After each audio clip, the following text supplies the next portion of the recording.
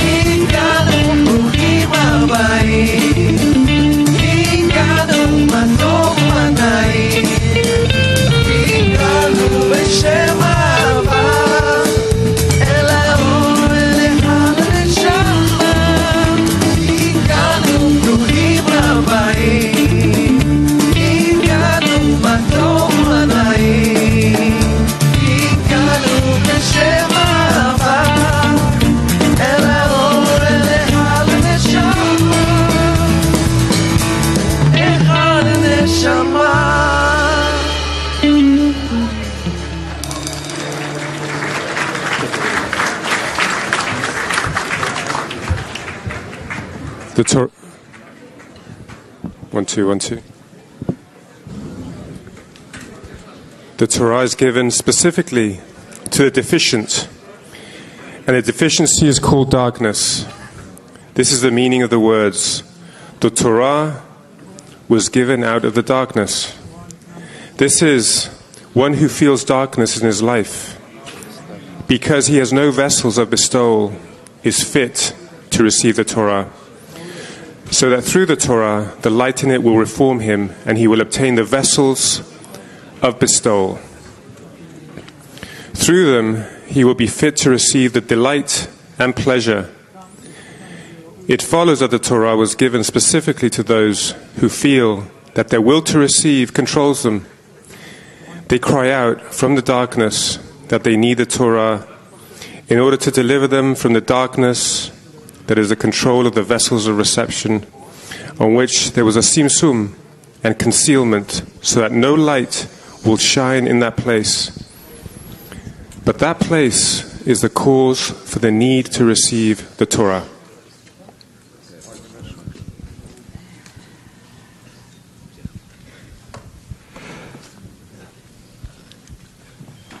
Good morning, friends. We're going to start with a very, very special status check from a very strong 10 at this Congress. And that's 10 number 9. So if you guys are all here, go ahead, please.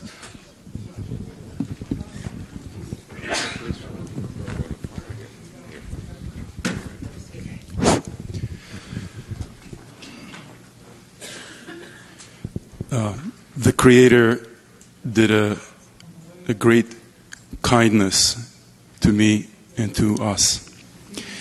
He brought us together here, in particular me, with this particular great, amazing, unbelievable 10. Even though we all come from completely different backgrounds, on the surface, so to speak, in our roots we're all from the same place, from Atzilut. But here, He gave us room to work. He gave us those diverse backgrounds. But the 10 was amazing. They worked so hard, so seriously. I was shocked. I don't know where I was. And by their efforts, by their seriousness, they brought so much out of me. Emotions, sensations, understanding, awareness that I could have never attained by myself without them. An example: we had one student in their group where we mentioned something, and he couldn't believe it. He said, "I read this millions of times, this passage that you talked about, but I could never understand it. I never felt it the way I felt it now." He was just tingling. He was like a newborn that discovered something new. So this is where we are. We feel like the Creator took our hearts, plucked it out of us, put them in a pot, in a blender, mixed them all up, and put us surgically in plate, put it back into us, back again, but a completely different heart. We're different people. We're not even people. We're just one person. Thank you very much for Rav, for Bnei Baruch, for the organizers of this Congress, for putting such an amazing Congress, and for giving us this unbelievable opportunity. It's like Rav said, it's like winning a lottery, the biggest lottery in the world. Think about it. There's billions of people in this earth, and there's only a few of us who have this opportunity to learn this methodology, to be in the 10. Who in the world knows about a 10, the method of the 10? This is the ultimate secret, the ultimate kindness, the ultimate gift that the Creator can give to you, to bring you in this 10. I'm very, very lucky about this 10. Very, very lucky. Happy to be here. Thank you all, and l'chaim.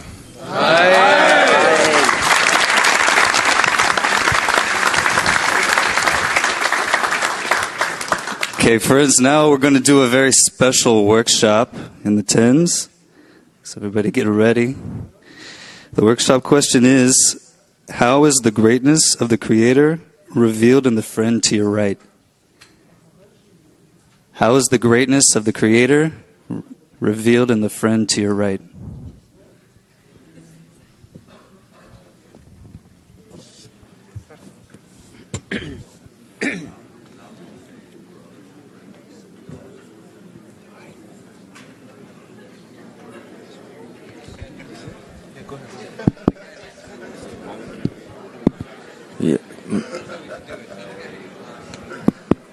Yeah.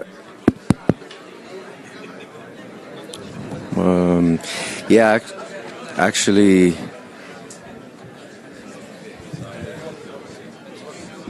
it's being projected to everyone. We need to do it. Yeah. So, for my friend to my right, it's actually very easy. The first time I met him, I felt like he had been studying. I felt for many decades. We're in the same age, and out of everyone, I just felt this unusual closeness towards this friend, and ever since then, I've been just absorbed in the greatness and devotion that he brings, and it's a sign that the Creator is constantly caring for us. The friend to my right, I don't think I can say enough because he does so much. He's an instructor. He disseminates constantly, even with his actions. He may not even see it himself, but he's constantly showing the friend such a great example of annulment, of being, such a powerful friend, yet, he can sit with anyone. And it's just amazing how he's really able to grab everyone with open arms and an open heart.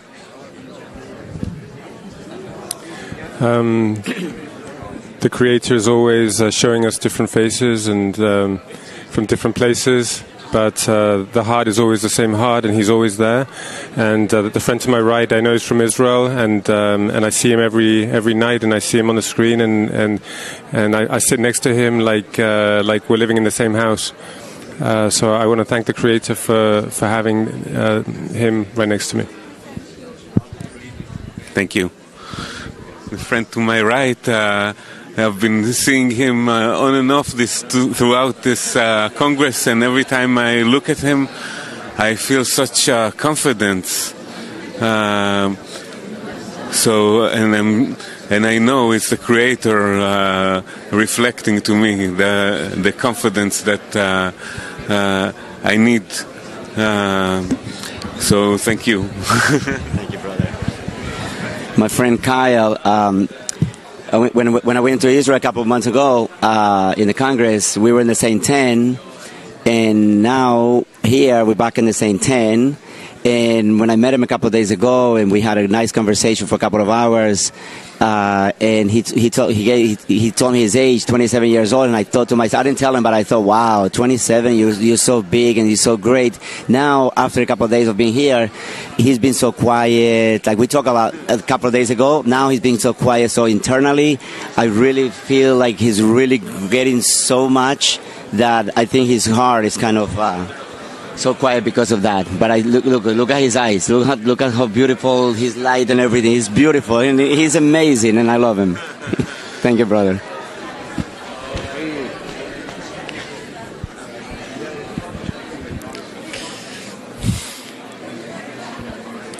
My brother Joe here. He displayed such stillness and devotion and obedience.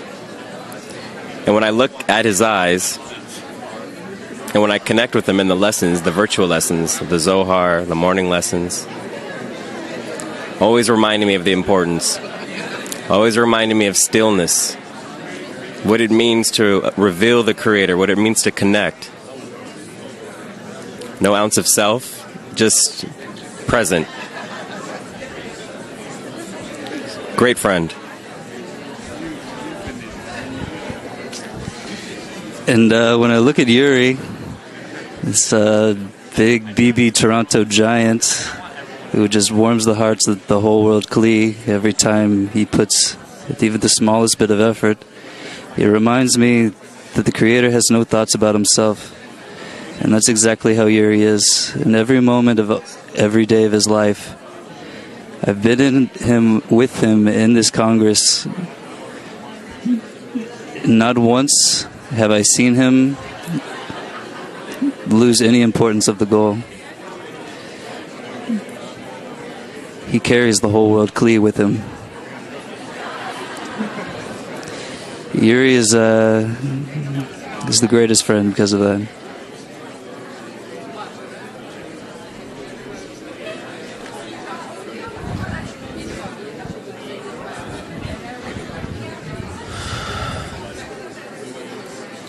Joseph is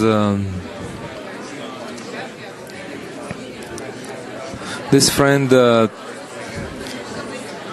Creator revealed from him through simple thing: joy in the work, upliftment of the friends every second. And I can see you, brother. It's amazing. No matter what state, you constantly think, stay ahead, like step ahead. How you gonna uplift a friend? How are you gonna put this joy in the work, which is so important. It's so important. Like it's crazy. It's crazy because you can practice. You can reveal the Creator in the sorrow, in the misery. It's joyful. It's a beautiful thing. And it's a beautiful thing. You have tons of other things, but this is what really buy me every time. Buy me and cover all my heart, everything inside of me. Big time. You just lift me in all space.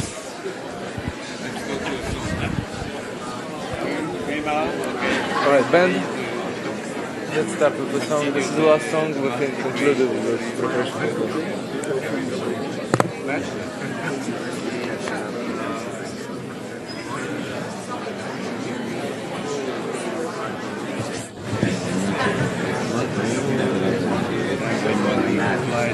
Said like 2 hours.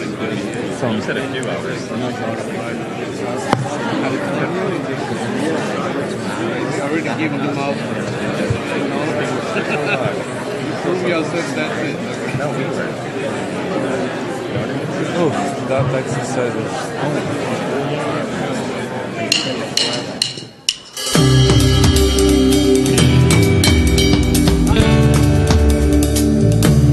Learning to unite.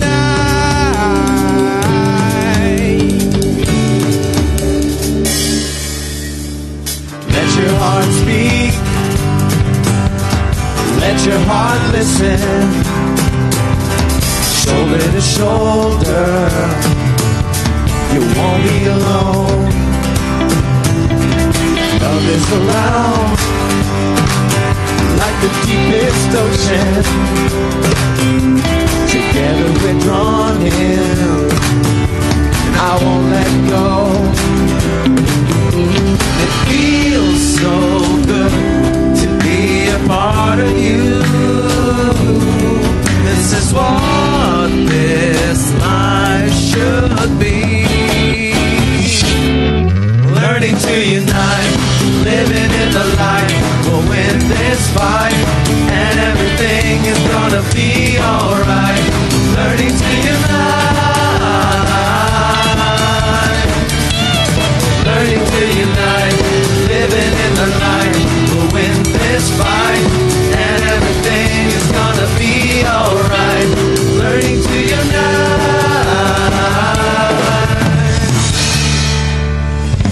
Dearest friend, thank you for being. Thank you for hearing what my heart says. Now is the time for the walls to be broken, for the doors to be open. It's time to pray. It feels so good to be a part of you. This is what this life should be. Learning to unite, living in the light. We'll win this fight, and everything be alright. Learning to unite. Learning to unite. Living in the light. We'll win this fight. And everything is gonna be alright. Learning to unite. Learning to unite. Living in the light. We'll win this fight. And everything is gonna be alright. Learning to unite. Learning to unite. Living in the light. We'll win this fight. And everything is gonna be alright. Learning to unite.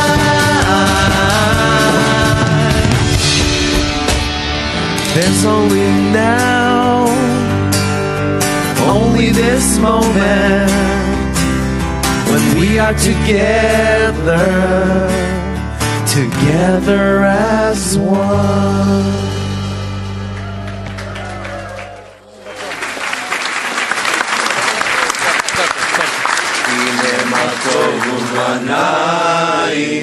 שבת אחים גם יחד, הנה מה טוב ומה נעים.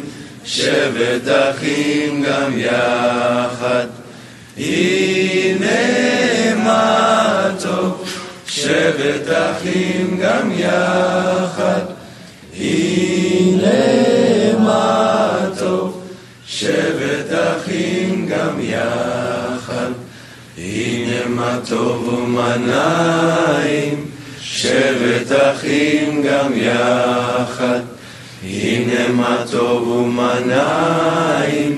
שבת אחים גם יחד, הנה מה טוב. שבת אחים גם יחד, הנה מה טוב. שבת אחים גם יחד.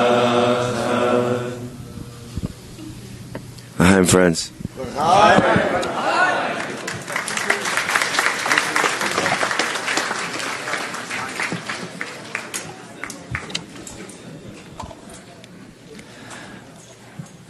All right, dear friends, so we have before us a Q&A lesson. This is your opportunity to ask Rav all of the questions that have accumulated throughout this amazing Congress. As usual, we have a place for men and a place for women, so you can already start lining up there. And in the meantime, we wanted to ask on behalf of the instructors a question to Rav. So the question is, please take your seats, friends. So the question is, Rav, we've reached an amazing level of connection last night. We've been through many states, highs and lows. And as we go forward, we wanted to ask the question, why it is that you've emphasized this point of maintaining the bad along with the good. It seems like this has been a reoccurring point throughout the Congress, to maintain the good and the bad together.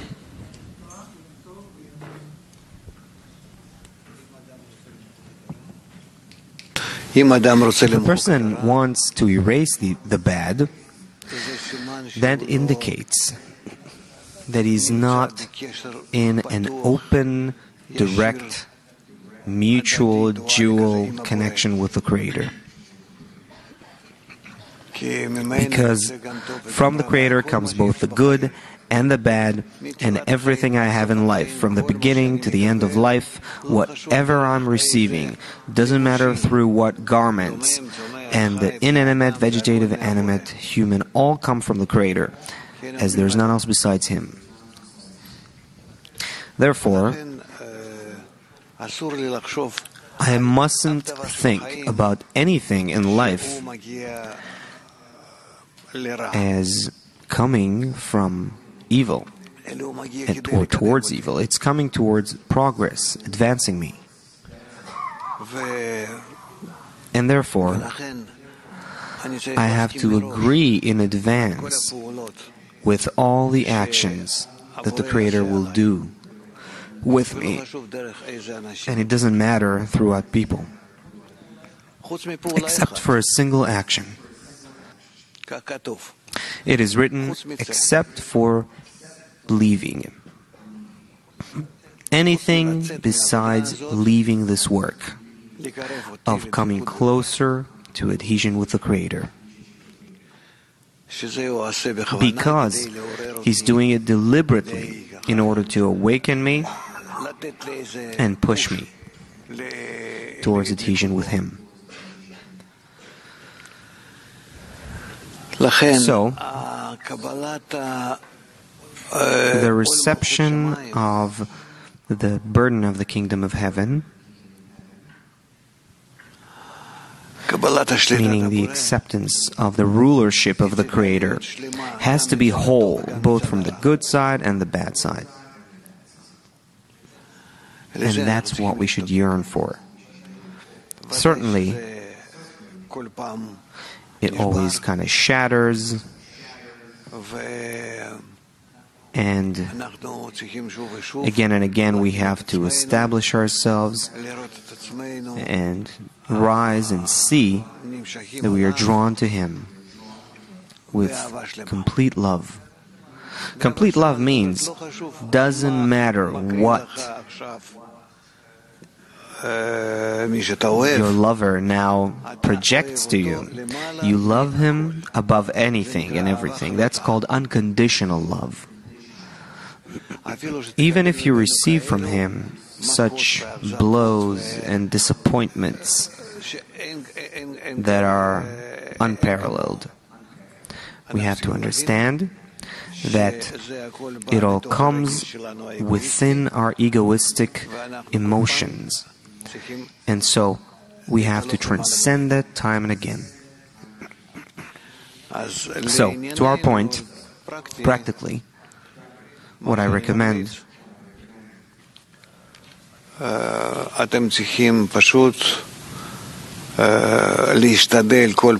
you should try each time to search for love over all of the different relations you feel in life. There's nothing bad, even not a little bit somewhere, or the biggest thing there is. It all emerges from the Creator, from complete love. But when it comes to us, when it reaches us, it goes through the entire coarseness of the ego that exists between us and the Creator. And then it takes on all sorts of distortions on the way. Here we have to understand that we have to take these distortions, that ego, and correct that, compensate for it. And so, when we relate to the Creator in return, then it comes from love just like it came from Him. This way, we cancel all that distance between us and achieve dvekut, adhesion. That's it. So I think we already have our questions. Ladies first.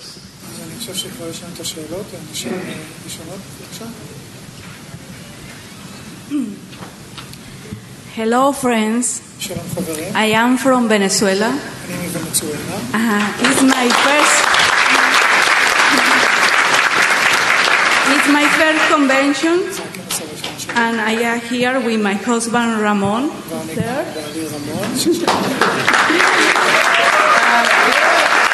We are so happy to be here. Dear Rab, my question is, I listen to you in Kabbalah TV that love is the identification of others. But here, when the tears coming down and we feel completely in love for everyone in this room, what is this sensation? Is love? Is not? What is not how love feel? How love really is?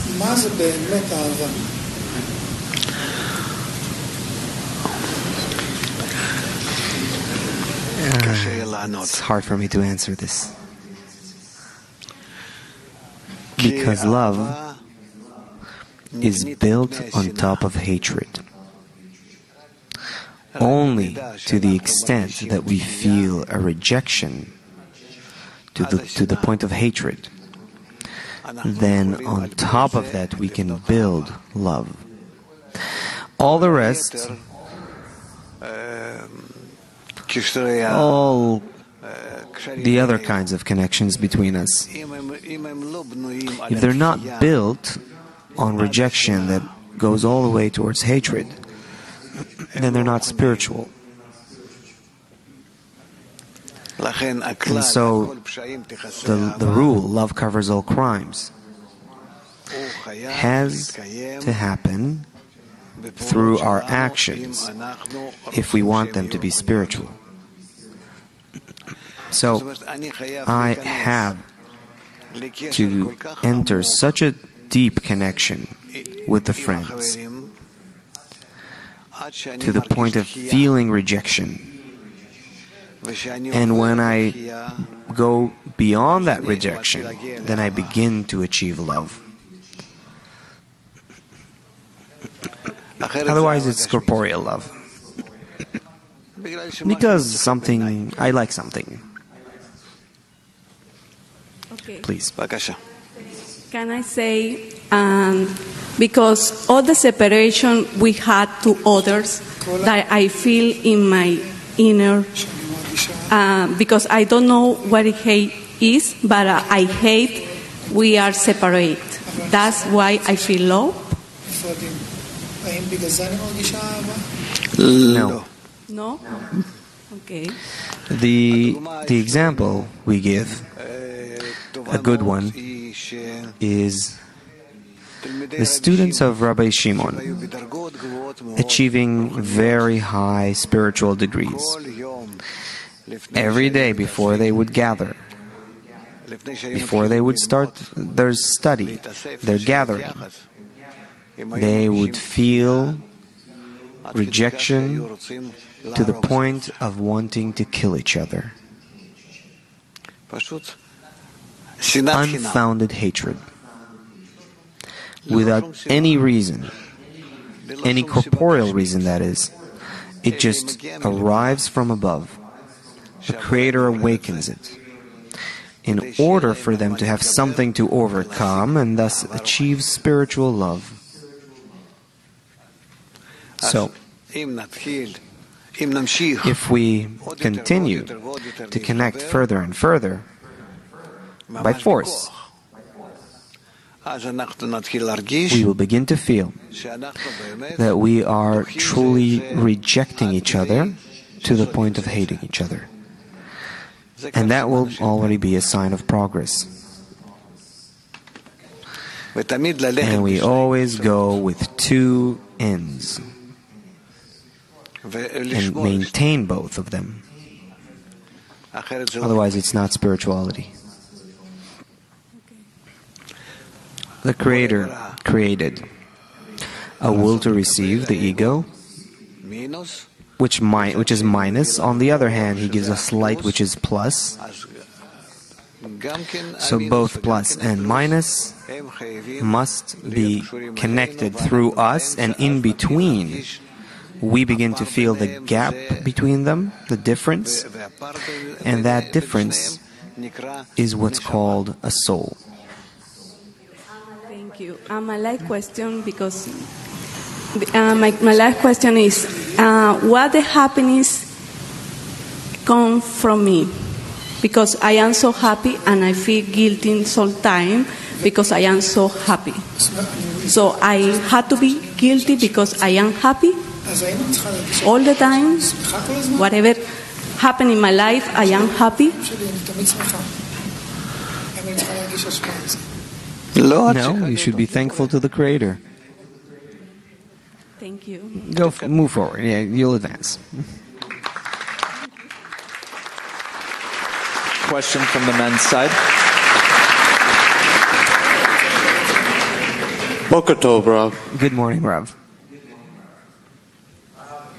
I have a question from Daniel in Bogota, Colombia, from the graduate environment.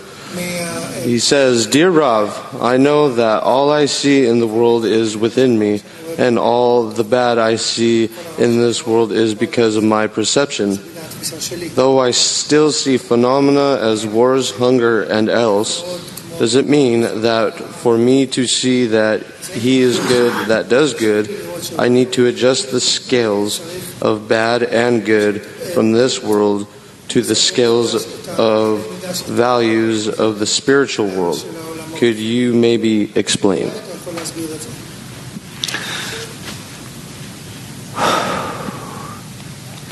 A person sees through his own qualities. He lives inside himself. And through his qualities, he feels reality. Reality itself is the light of Ein Sof. But you see a whole wide world here that is changing and affecting me, and most of it is bad. What is this world about? It is my own desire through which I look at the Creator, the upper world, the upper light. And because my desire is broken, that's how I see everything. And the Creator I don't feel at all, because my desire is totally opposite to Him. So our entire work is to correct our perception. And with the friends, when we get used to going not according to what I think, but what I should be seeing, then I start seeing the difference between the desired state and the existing state. And based on that, I raise a prayer that I want to draw closer to truth, to the true perception. And then as a result, I achieve correction. But all of that is based on my deficiency for correction, where I ask the Creator to open my eyes and heart so that I see the truth. It's not about what I do with my mouth, crying or weeping or praying, reading psalms or some other written prayers. No, a prayer is what I feel that's truly missing in my heart. I could say and utter very beautiful things, lofty words, but the desire comes from the heart. And if the heart wants something else, this is called one's heart and mouth are not equal. If one's mouth and heart are not equal, then he's lying to himself. And so, no true lack is accepted. He's rather given from above through the difference between the heart and mouth. He's given all sorts of discernments to notice that he's wrong, until he understands that this is how he should correct his heart. That what the heart utters, the mouth utters. Then he will be accepted by the Creator. His request will reach the Creator. The Creator accepts what we utter in our hearts. Can I ask one more of a friend? Any more questions? No. Yes. This is from George from the graduate environment. Upon crossing the maxom, is the feeling of the Creator constant? Do I recognize, feel the other friends that have risen in the same level? You discover that the friends are standing inside of you, not that they're outside of you. This is called in one heart. You don't see bodies. You feel passions, aspirations towards the goal, and they all identify with you. Sympathize. Because you cannot cross the barrier if not in connection with them, with the 10. And you discover that this 10 is your own vessels.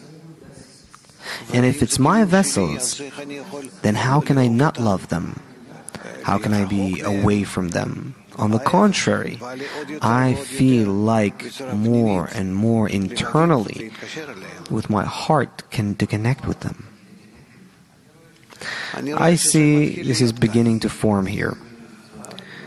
It's especially for the first time in this convention, it is very felt that there is a relative big portion of the people, especially the men, who are beginning to feel this, that they belong to a single mission, to a common desire. And in the meantime, they're still sort of kind of swinging around it, but there's already a certain common desire. It's a good sign. Thank you, Rob. Ladies.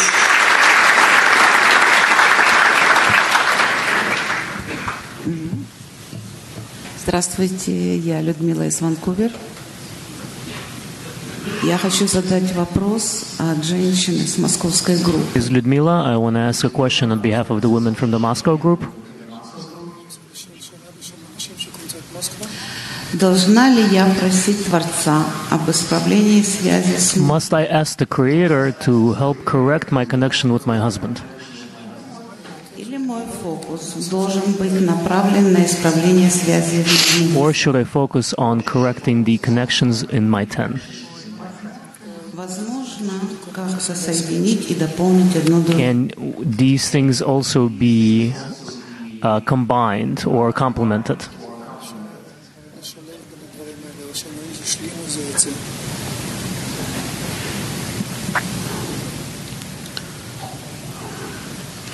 I cannot give you an answer because it will still be confused within you. And you will confuse the spiritual work with the corporeal work. So I have no answer. Because when people advance in connection with the group, they begin to realize that they have to use their desires and how, their intentions, their thoughts, in a correct way on all levels of life. But this has to happen out of studying through the 10, not the other way around. Okay, спасибо. Okay, thank you.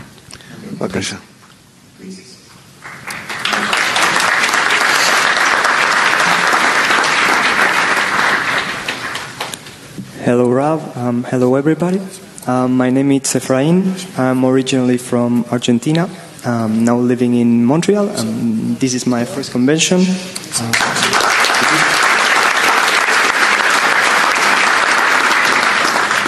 So, Rav, I have two questions. The first one, it's really quick. I would like to know to what extent the point in the heart that we search for, we try to reveal.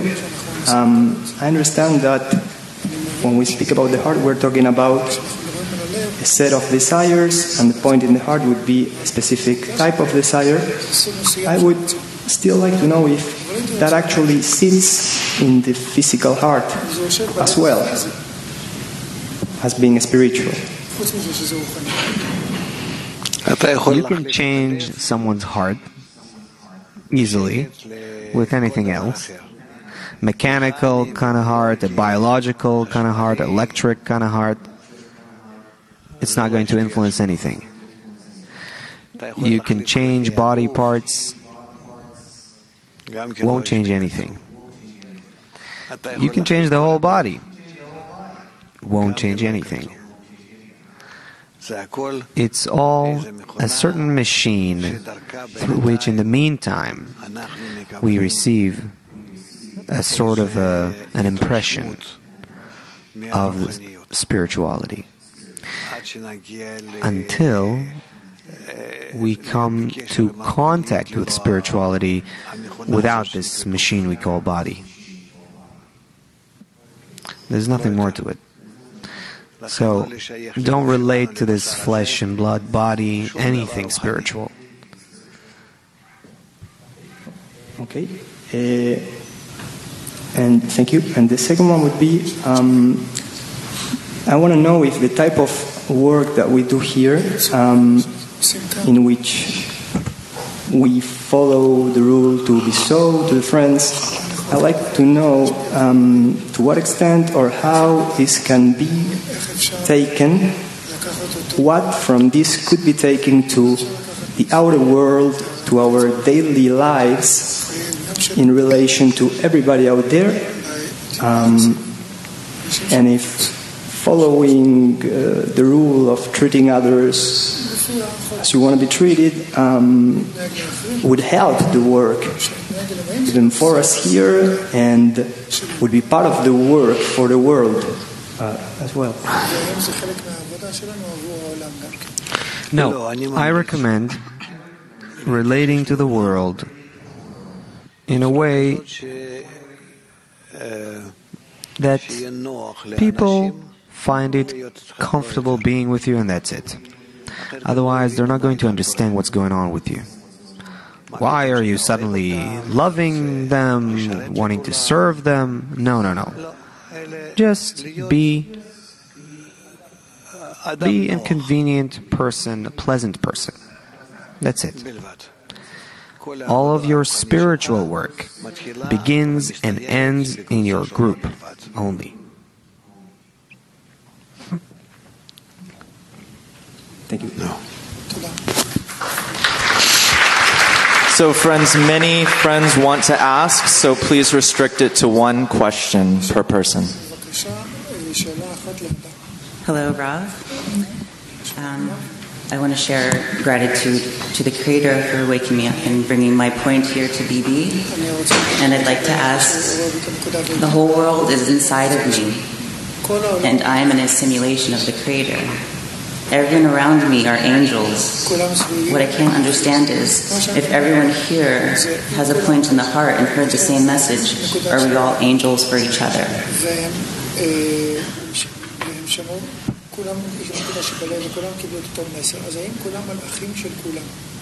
Yes. Ken.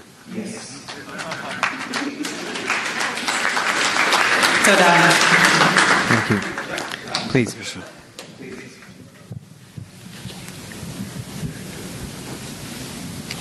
Hi, Rob. My name is Alfredo. I'm originally from Cuba, but I live in Orlando. And my question is, my understanding is that the purpose of Kabbalah is to reveal the Creator through our connection with friends, with intentional unity, and bestowing to friends, like we've done at the conference. But once we've reached this point, what is the purpose of continued study on deeper subjects such as the Sephiroth or the next degree? And also, what is the kingdom of heaven?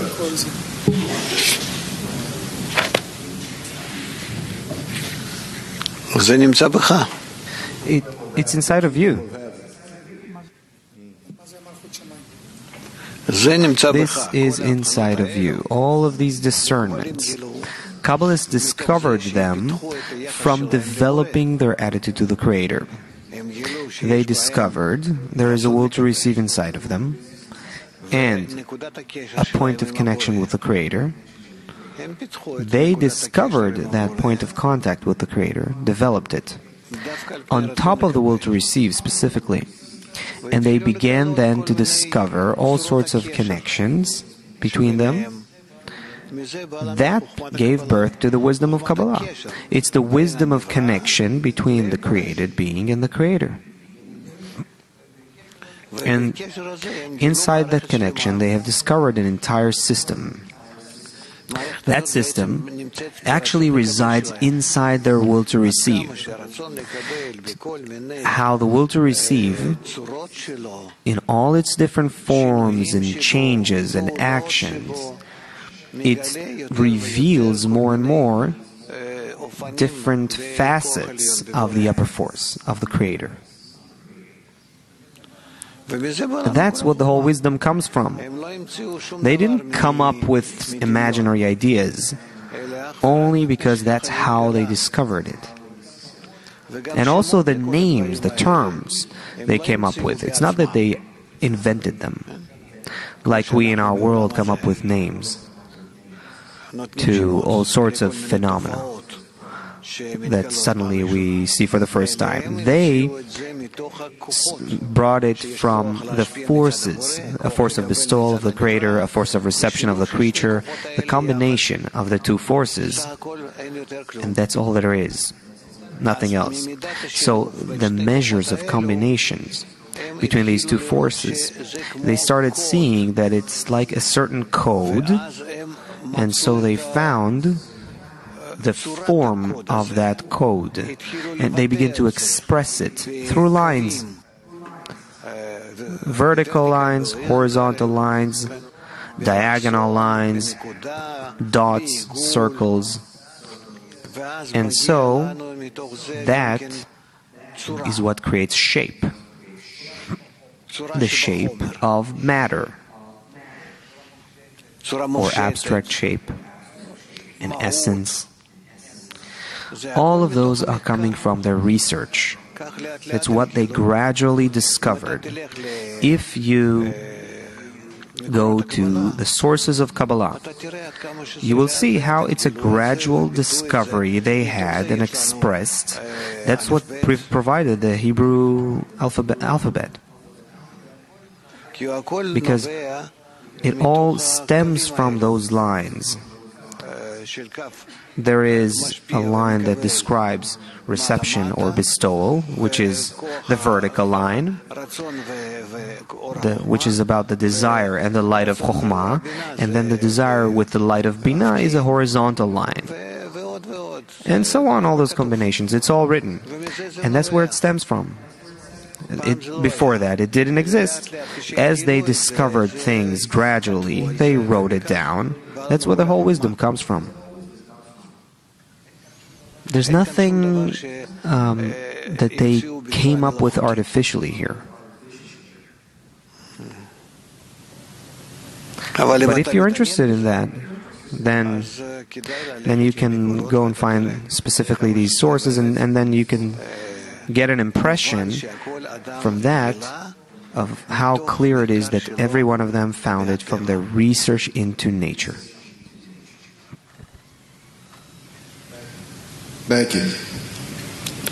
Ladies, please.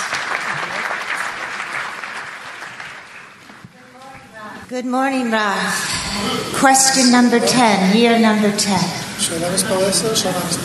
Our root as utter dependency upon one another to attain spirituality.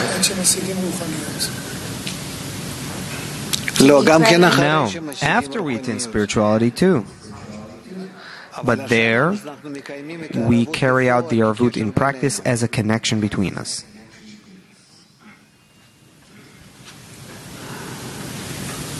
Specifically.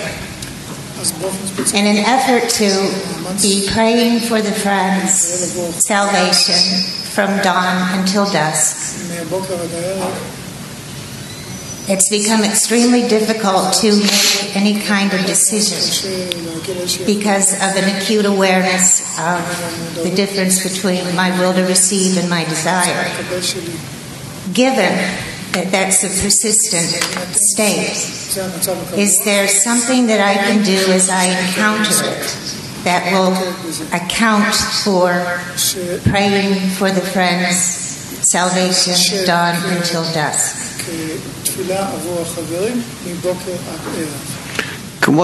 Just like a mother has a baby, and she always thinks about him.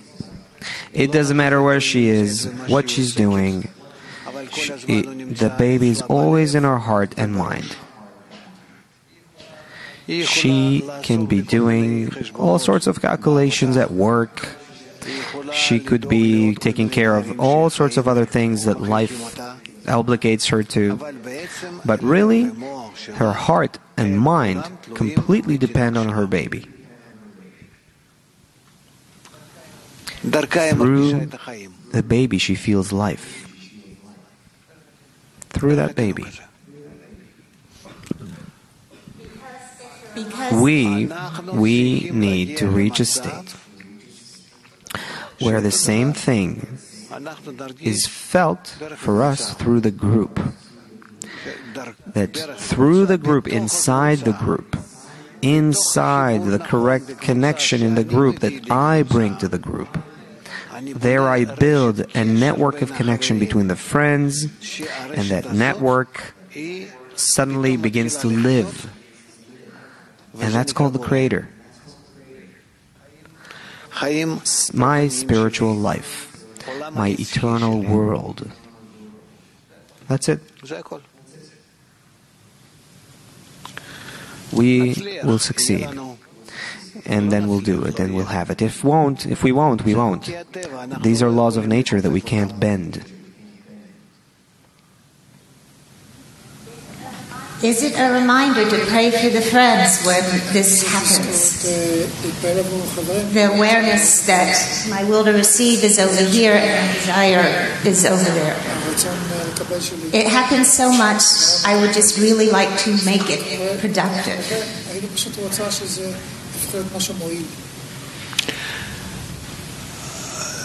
There is nothing more than always bringing yourself back to the correct work and then continuing again and again. After a few hundreds of times of doing that, you will then begin to feel that the upper light truly influences you and changes you. Suddenly you see, I'm changing.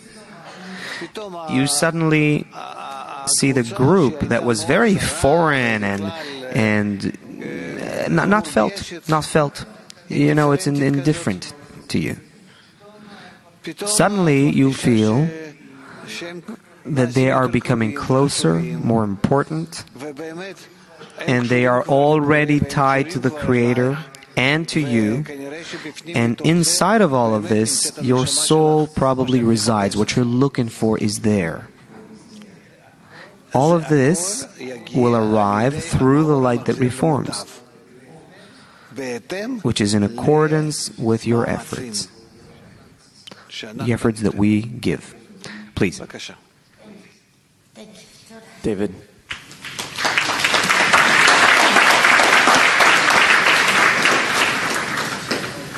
Good morning, Rav. Good morning, friends. My question is, my 10 is a group, and men and women who are working together on this part is also considered a group. What's the difference by revelation Creator in the group and between men and women?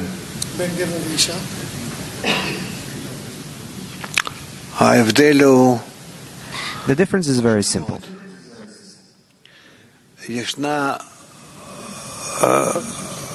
There is a great gap between how women perceive and how men perceive on the level of this world. In the wisdom of Kabbalah, in the beginning of our path. And the truth is, it stays not in such a great way as it is in our world, but it does exist in spirituality. So, to not be confused and not bring in corporeal matters into the spiritual matters. It is desired, and that's how it was accustomed for thousands of years in the wisdom of Kabbalah, that we study and attain spirituality separately.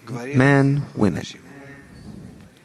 Men have their groups where they work, and women have their groups. And these groups that the men have too, they're very different. Very different from the groups that women have. In that respect, there's a great difference. And so it's better to have it separated. Now, we're still people, human beings, and we have all sorts of hormones that drive us. You don't want it to disturb you. When I'm in a group of men,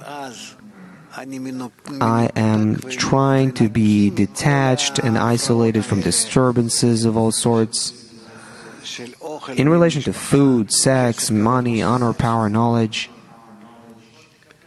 and also take into account something that's written in many books, many of our books, that the more we advance in spirituality and enter the spiritual world, the sexual urge always grows, and it overpowers the person more and more strongly than what it was in the beginning of his spiritual path. It becomes a lot stronger. It's written about it a lot. So, we should, as much as we can, at least on the level of this mechanical world, to do a separation, work separately, these and those. There's no benefit if we have a group and all of us together are talking about the spiritual work, and then I can get confused with a woman in front of me and what exactly is my connection with her, and how are we supposed to be in one heart, in a single desire, and all that together. I very much recommend, therefore, as much as possible in relation to the work in the group, be separate, men and women. And also, to extend question related to this question, what's the difference of revelation of Creator in the group, in men, let's say, and between husband and wife?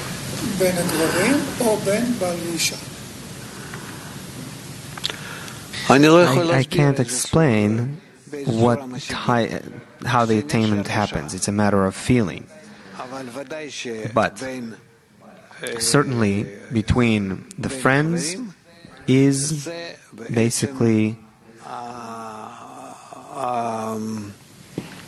what's written and what we know that needs to happen, and that's how it needs to happen. There is for sure. Whereas sometimes it's possible, theoretically it's possible, that some connections of that sort can also happen between husband and wife. It is possible. But it's a lot more difficult. And it doesn't replace your group.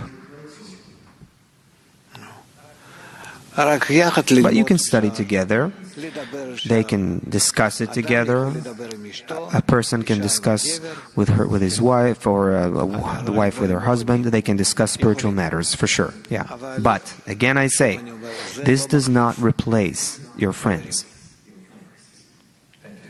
Please. Ladies, go ahead.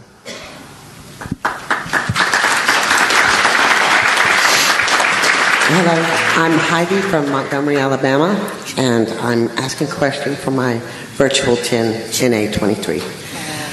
Linda and Annie wanted to know, and they're watching, I hope, why is it that we are not supposed to discuss if we have crossed over the barrier to the next world that Kabbalah speaks of? Wouldn't it help others believe the system works if those who have reached spiritual attainment shared their experiences?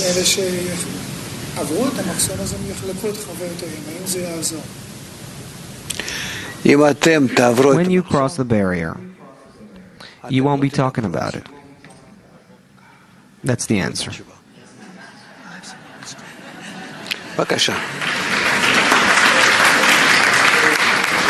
Good morning, Rav. So we've been feeling all of the incredible support from all the friends around the world.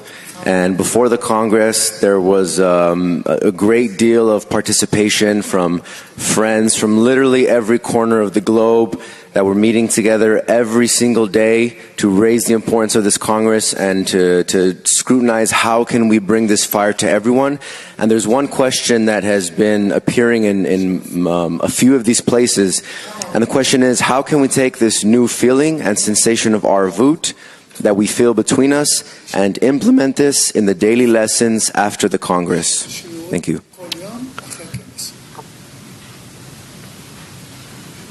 This is your work. What do you mean, how? This is something you must do every day before the lesson. I sit down with the friends with which I enter the lesson, and first, we're aiming to make a connection between us. I also, before the lesson, I advance towards that. I prepare myself for it.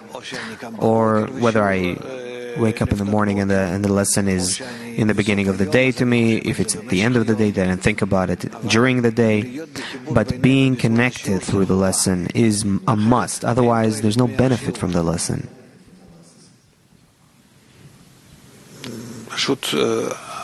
We don't extract some intelligence and wisdom from the lesson. Only the amount of connection, that the added, increased connection that we can benefit, that we can gain. Because when we try to be more compressed between us during the lesson, more embracing, more tied together, bonded in one heart, then by the study, and with that intention, a common intention like that, we draw the light that reforms. And then at the end of the lesson, we should see, did we move forward or not? Not in knowledge at all. It says not the wise one learns. Rather, it's all about how connected we are, more than we were before the lesson. That's it. That's the only thing you measure. All your life is for that. Am I, towards the group, making another step, another move towards integrating with them?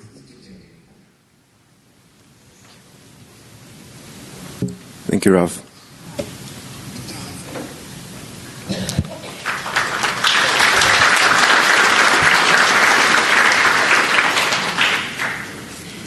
I'm Alan from North American 1023. That was on 10. We have a question for a friend in another 10 who left BB, and he has been inspired by the women. Thank you. That he wants to come back, but he has been told by rabbis repeatedly that non-Jews should not study Kabbalah. So, would you give him a few sentences and tell him if this is okay?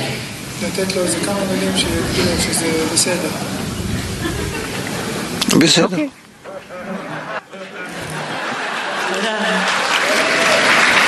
Men?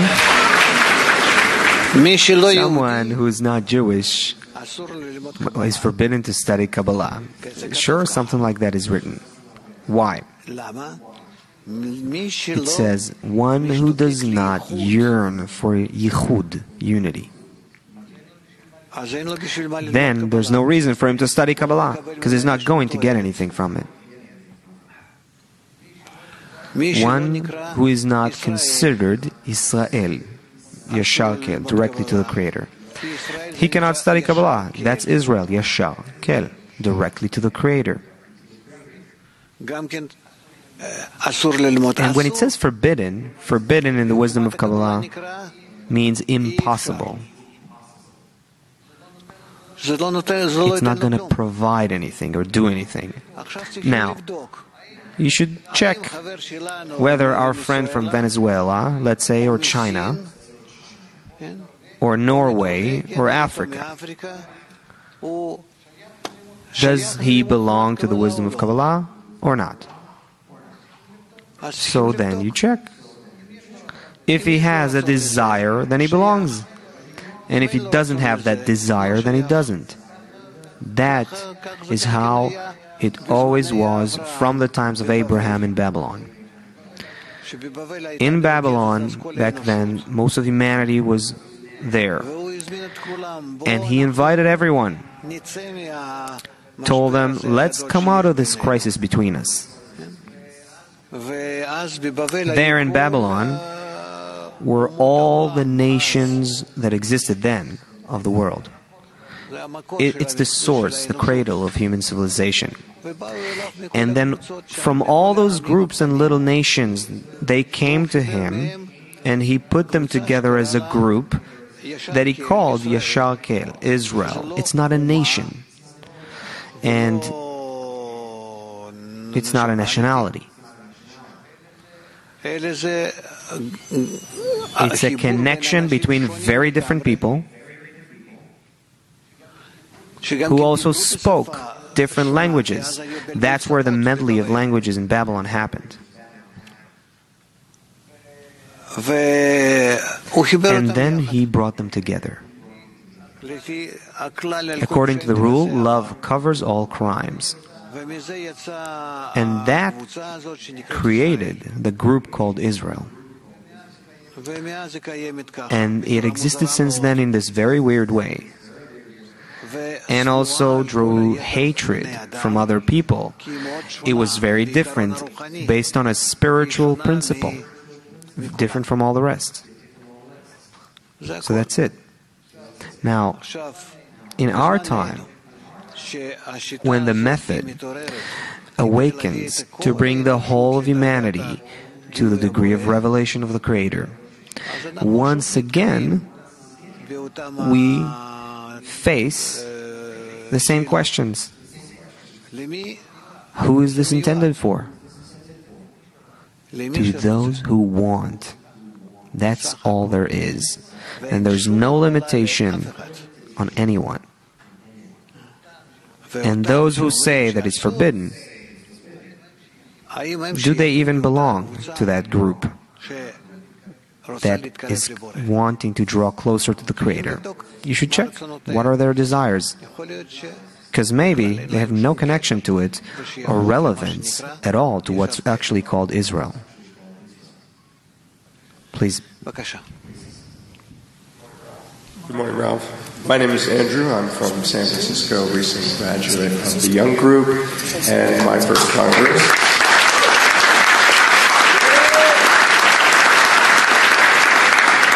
When we recognize the point in the heart in those that are outside of the society, how can we best describe the difference between B'nai Baruch and other schools or spiritual traditions?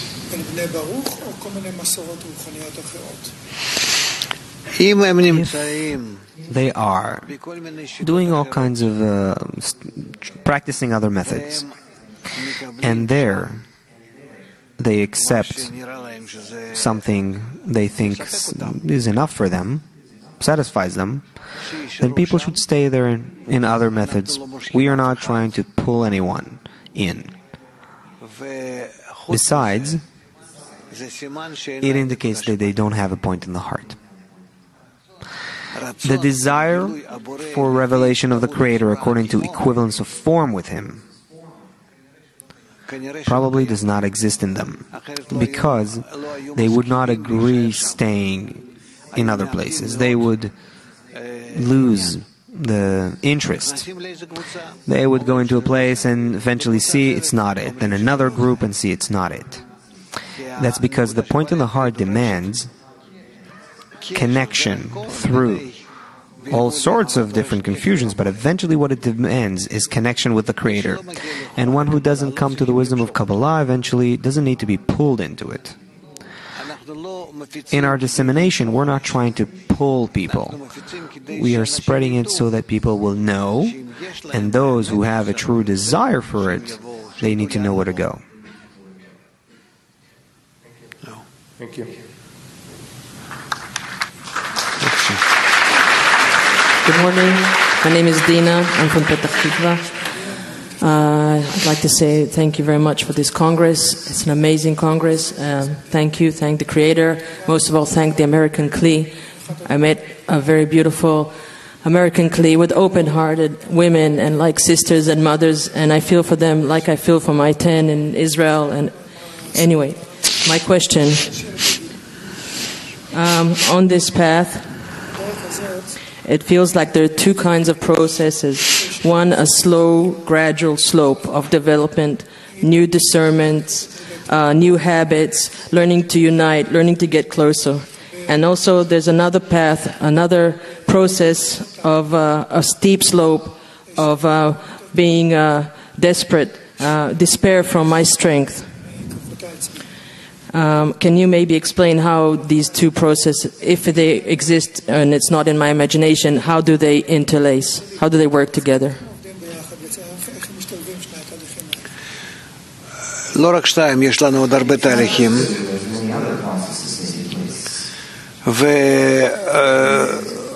ואנחנו צריכים לחיות עם זה. אני לא רוצה למחוק אף אחד מהם, אלא לאט לאט האדם צריך לברר אותם ולראות איפה היא הדרך הראשית שלו ואיך כלפי הדרך הזאת הוא ממיין את כל היתר הדרכים ושבילים. זה הכל. להישאר בכל מה שיש ולאט לאט זה יתברר. אסור להיכנס לדרכים שלכם.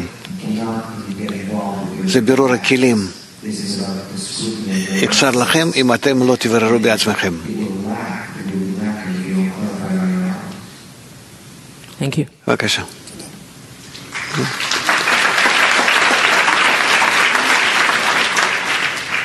Hello, Rav. My name is Jesse from New York. This is my 4th Congress in New Jersey. And I have a big problem. I'm still not in a 10, and I don't understand why. Every time I come here, I know I need to be in this society, but I don't know. I'm still not in one. So I ask you, what's going on with why? עדיין אין חשיבות. ואם ישנה חשיבות בהשגת הרוחניות, אז עדיין אתה לא קושר את זה עם הכרחיות להיות בעשירייה. שהרוחניות נמצאת בתוכם. שאתה מסתכל עליהם, אתה מסתכל על בני אדם. ולפי הפרצופים שלהם, כמו שאתה רואה פרצוף שלך במראה, אז לא נראה לך שיש כאן רוחניות. נכון? אז רוחניות היא נמצאת בלב. ואתה צריך לסגור עיניים ולהיכנס לקבוצה והרבה הרבה הגיעה לתת כדי להרגיש ששם בתוך לבבות שלהם נמצאת נקודה שבלב ואיתה עם נקודה שבכל לב ולב של החבר אני רוצה להתחבר וכל העטיפה הזאת הלב כולו והגוף שלו צורת התנהגות שלו זה הכל כדי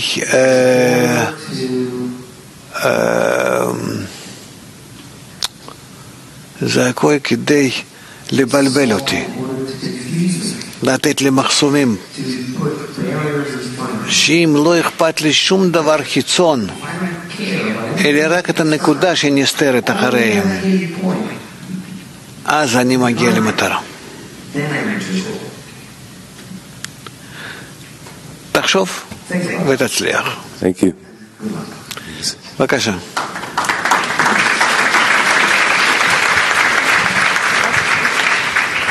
Добрый день, Рав. Ольга Майхоп, Жанетта, Швеция и Анна Верховет. У нас есть несколько вопросов.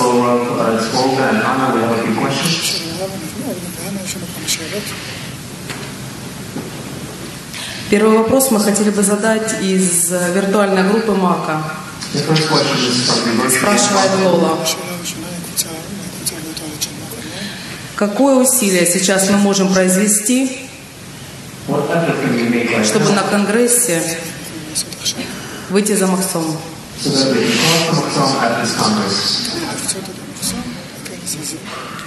לשבור קליפה חיצונית ולהתחבר בנקודות שבלב.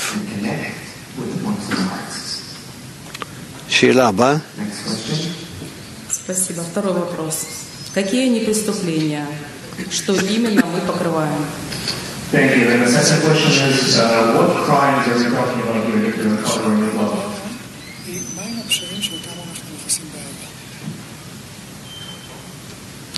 כל מה שהבורא מגלה לנו ביצר הרע שלנו. הפשעים האלו זה התחייה מחיבור. הם לא שייכים לרצונות הגשמיים. אוכל, מין, משפחה, כסף, כבוד, מושכלות. לגמרי לא שייך. Crimes are about rejection from connection of the points in the heart. Only. You can exceed with food and sex and your family and control the light or to control the Creator is possible through our increasing, strengthening connection to the intensity of connection on top of the difficulties. In that gap between the difficulties and the successive connection, there we will discover the upper light, which will influence us and change us, each time raising us to a new degree. That's all. By connection of those points. Thank you very much.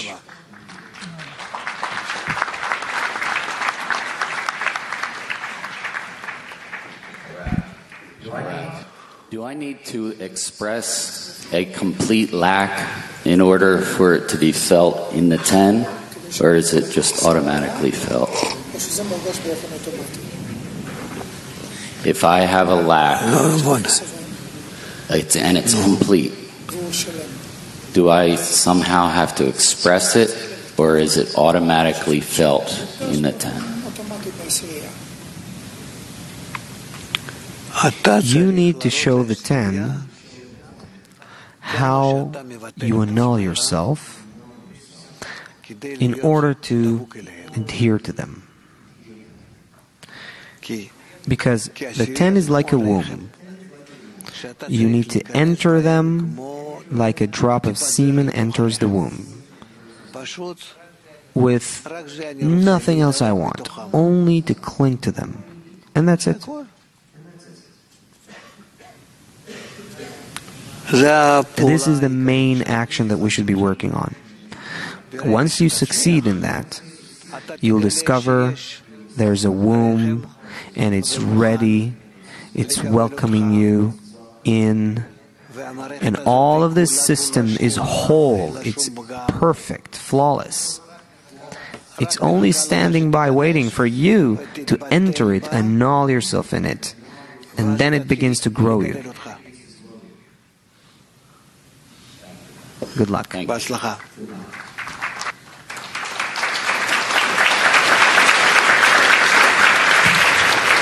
Rob. I'm Carol from North American Group Number 5, Women's Group. And my question is, it is known that it's harmful to pray for one's own soul and your own self and spiritual progress. Yet there's a time that comes when we come to the lowest point and see that we are incapable of bestowal and cannot arrange our actions in a way that it is not revealing the evil inclination. And then we cry out to the Creator to help us. Is this the prayer that is for your own self that can actually help bring good benefit to the soul and actually reform our actions in a way that we will be able to be help to the friends? I didn't understand a clear question in a single sentence. Please, a short, simple sentence. Is there a prayer for yourself that isn't harmful? Yes. Yeah, there is. Integrate without reason or mind into the group. That's the prayer. Ask for the Creator to help you do that. You will feel then and understand and discover how that's exactly your soul. And not like you see it today, through your corporeal eyes, egoistic eyes. Come on, what is this about? What are we talking? It's not it completely. You have to nullify this egoistic vision and then follow what's written and integrate within them without reason and mind. And that's it. Please. Shalom Rav, shalom friends. Hello Rav, hello friends. Friends all around the world connecting with us. And the great friends in Brazil have some questions, so we're going to ask one question. Luigi from Sorocaba. What is the intensity that I have to connect to the group so we can change the world around us?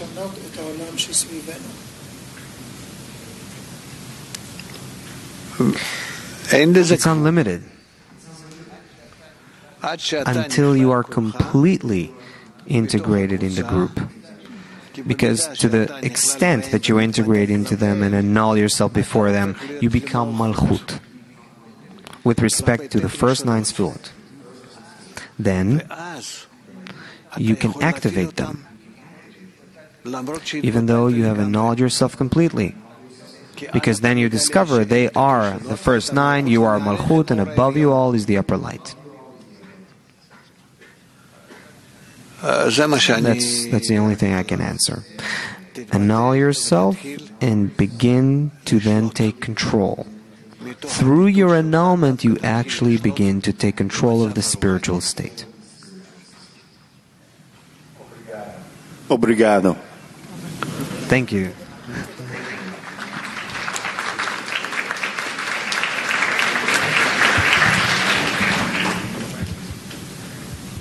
Buenos días, Rab. Soy Belén de México. Good morning, Rob. This is a question from one of my friends.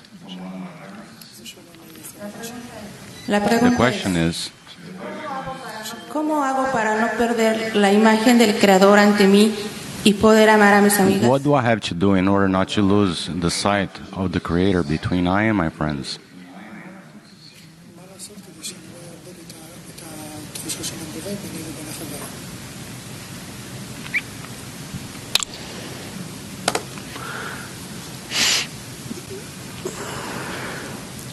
Always think about the goal for which you come together, all of you. And the purpose of it, what you wish to achieve. The Creator must always be as our goal. Because all in all, there's no other force at work. There's no other force answering our questions, activating us. And so, if we detach from it, we're like little animals and that's it, who disconnected from their root. The root still operates us, but on a beastly level, and that's it, corporeally. If we connect to it, to some extent, then he already has connection with it, with us, which is spiritual. So, don't forget about that.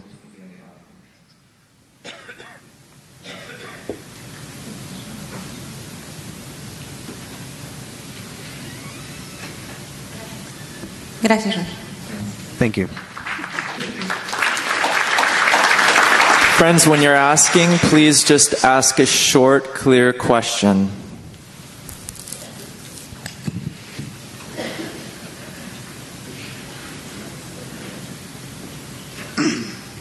Rob, Worldly, Caleb from Salt Lake.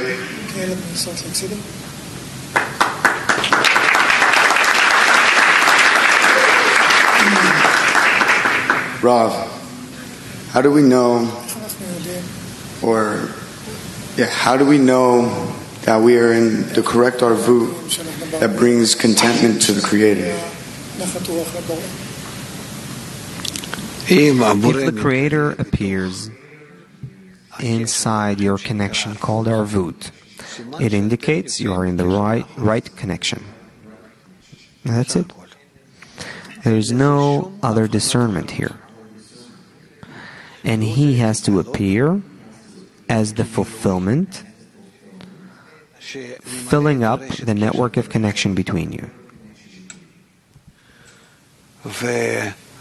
And according to the intensity of connection is the intensity of fulfillment. Meaning, to the extent that between you there's resistance, distance, and yet on top of that you connect between you,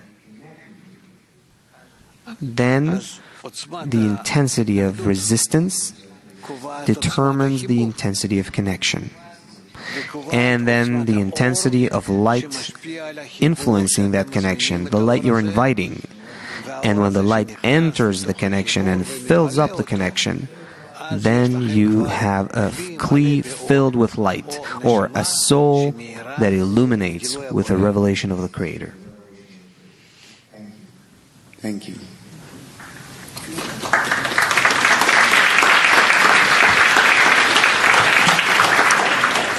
Здравствуйте, Rav. Елена from Boston. Hey, Rav, my name is Elena. I'm from Boston, and I have a question. Какие шаги нужно выполнять, чтобы каждый раз, когда возникает животный страх, превращать его в трепет перед... Which steps should we take so that when an animalistic fear appears, we can take it and turn it to trepidation before the Creator?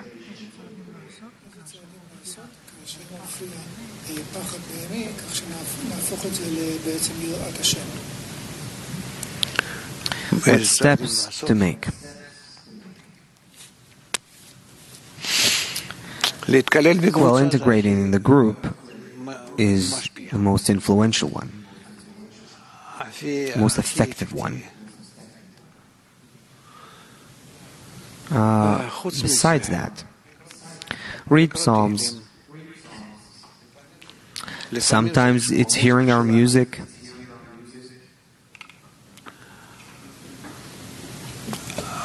Being in the lesson, you turn on the lesson and just put it in your ears, and it begins to influence you and rearrange you, because there's great energy in it, coming from all the people with their desire and the teacher that influences them. That's it. Being connected.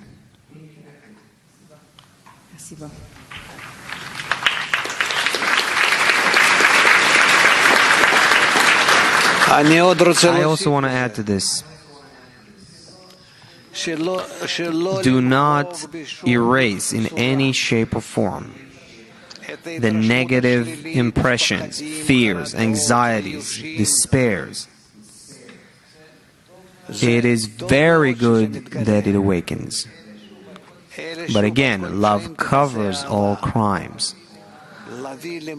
Bring on top of that force, confidence, connection. Cover it. Don't erase it. Then it will be progress. Be happy.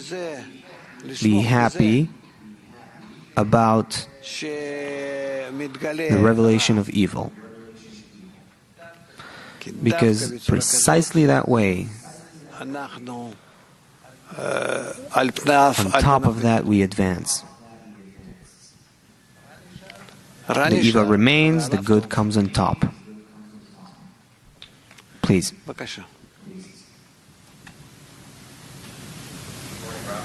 Good morning, Rav. Kyle from LA. My question, I feel like I've been sent out of a palace, and it's like the guards have sort of pushed me away. And I know it's the Creator, and I know it's for a very high reason.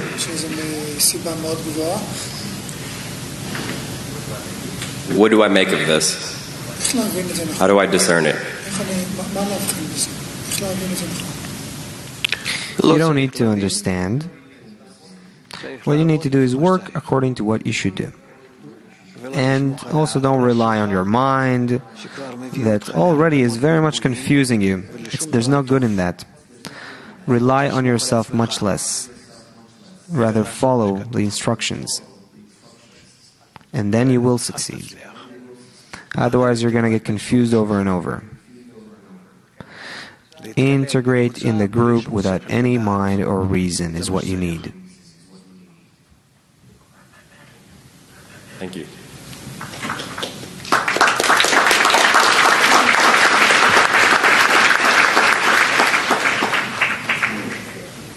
Tiffany from St. Louis.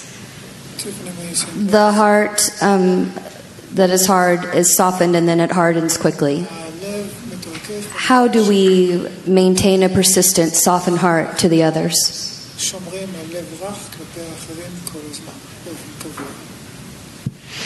That's impossible.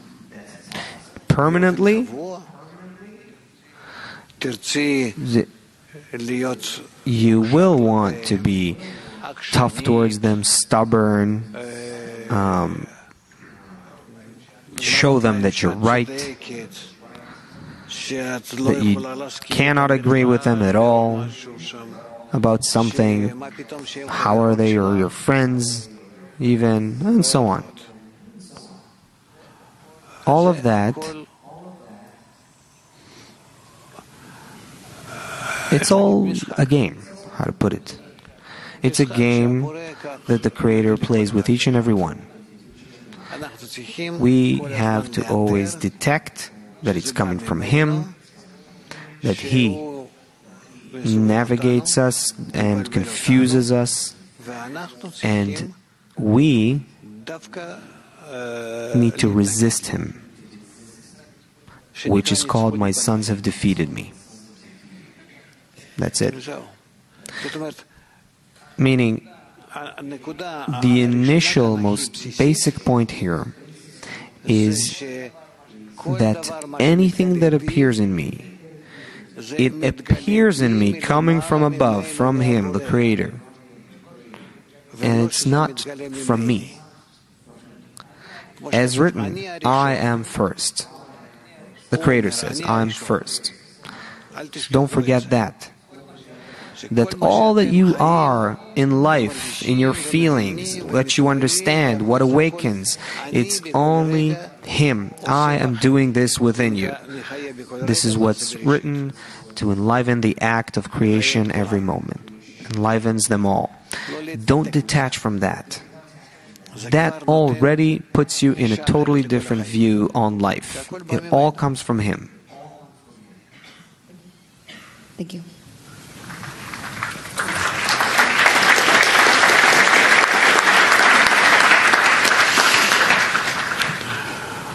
Hi, Rav. I'm Nick from North America, Virtual 16. And I've been studying for about 4 years now. And during the workshop, I can come up with a somewhat textbook answer, but I don't want to answer that way. I want to speak from the heart and to inspire the friends, to wear out their hearts. And I don't know how to do that. So yeah, I guess I was wondering, like, how do you focus that and not just give a textbook answer?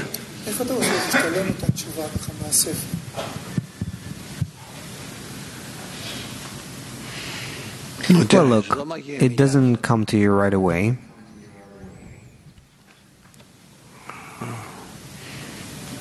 But from the book, I didn't speak. I either kept quiet or I said what I had to say, what I had to say. Perhaps what I said was wrong, but I wasn't speaking from the book. I was very cautious that the book will not confuse me. But what the book says is right. But I'm not in it.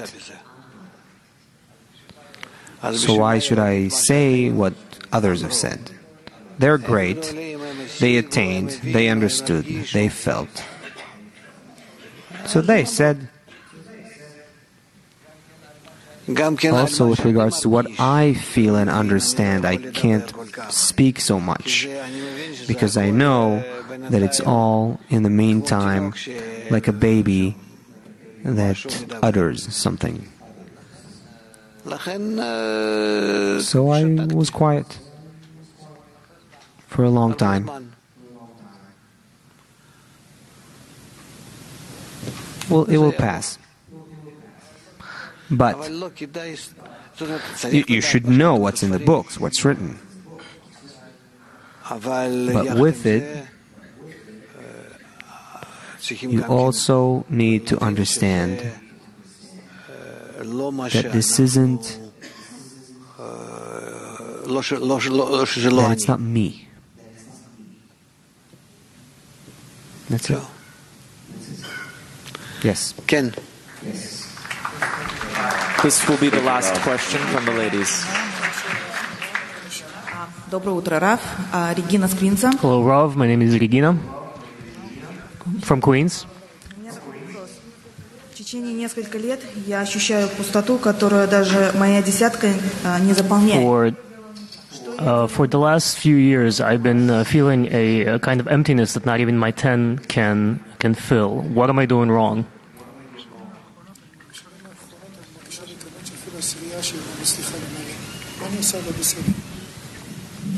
It's perfectly fine. You are given a burdening of the heart, and it's part of the path correctly. That needs to be that way in order to go through past that stage. How? When you don't care about what you feel in your heart, what's important for you is just to keep holding on the path.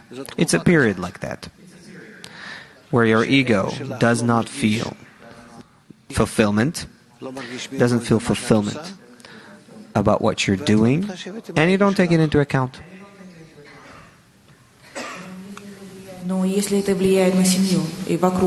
But what if it's impacting my family and the people around me?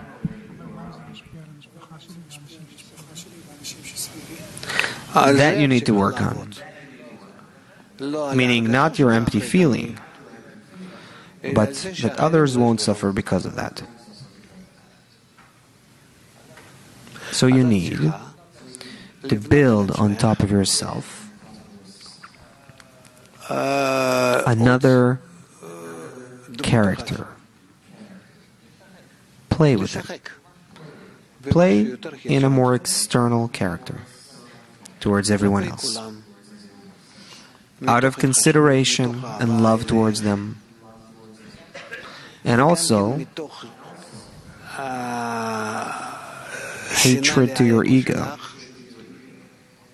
which doesn't let you have any spirit of life. And despite that, that's what you're doing.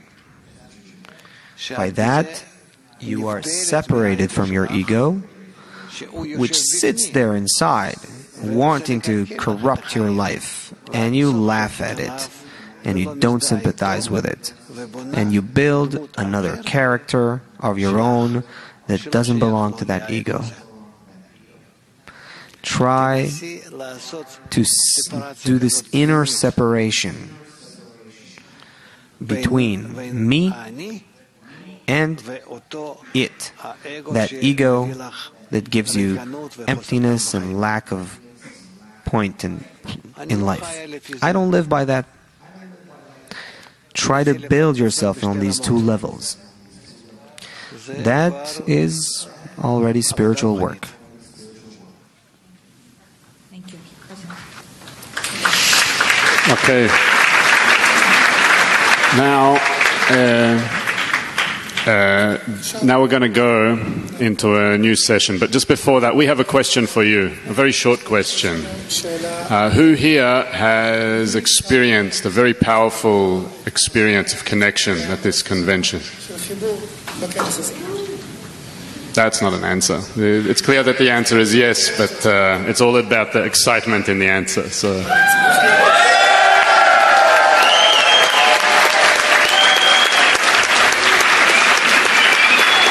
Okay, we heard now Rav speak a lot about how we have this work to do in building this network of connection, which will keep this sensation among us that will keep us together and intact, and how important the lessons are. How the lessons are this core of everything we're doing, the daily lessons, where we enter the lessons with a common intention, we work in the lessons, we exit the lessons, or we check our progress, and how tens are a very important aspect of that. If we don't have tens, then you can always write to arvutteam@gmail.com to request a 10, and you'll get information on exactly what to do there.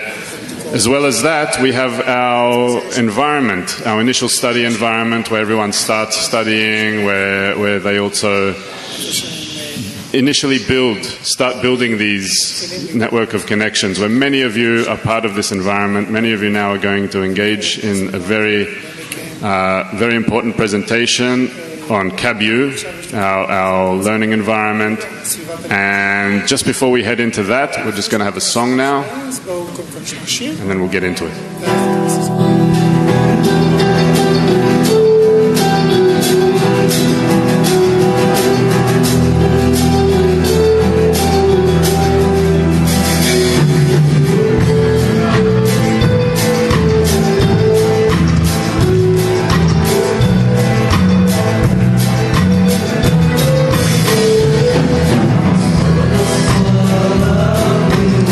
אנחנו עושים את המצגת, התלמידים יעלו, נשאל אותך שאלה אחת, ואז נסיים. כן, אבל אין חשמל. חשמל? עכשיו? אנחנו נעשה עכשיו את הטקס לחדשים עם החלוקת תעודות. איפה, כאן על הבמה? לא, זה לא יהיה תעודה. אנחנו נעשה, הם ידברו קצת, אנחנו נדבר, ואז נעשה את כולם ביחד. אין. אדוני, זה שם, אל תחלק כאן. מהקהל ומאיתנו, ואז בסוף הם כולם יעלו ביחד, נעשה איתך תמונה, אז הוא ישאל אותך שאלה עליהם, על מה אתה מרגיש אותם, זהו, קצר. אין.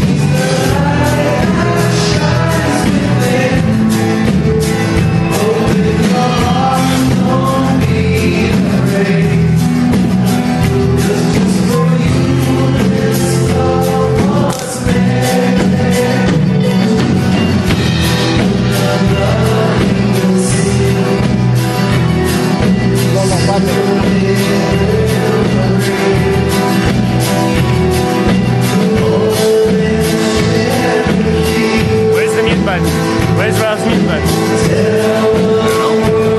This one? היא השיר של החיים, היא האור של השירים, קבל אותה אל תירתע, רק לך היא נועדה. היא השיר של החיים, היא האור של השירים, קבל אותה אל תירתע, רק לך היא נועדה. לי לי לי לי לי לי לי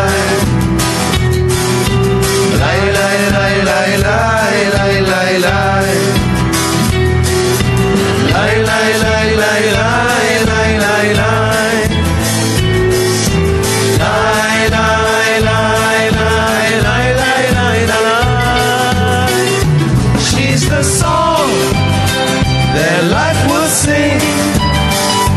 She's the light that shines within.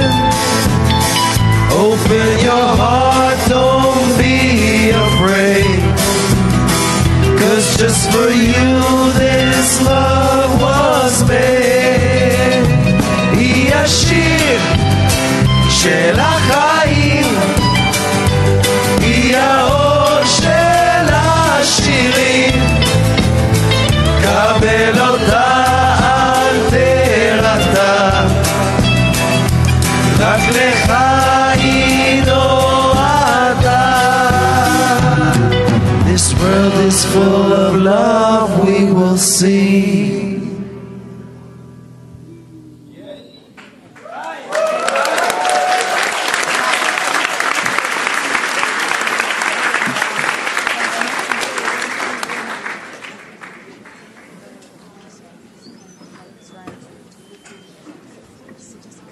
All right, friends, please take a seat. We have something special happening now.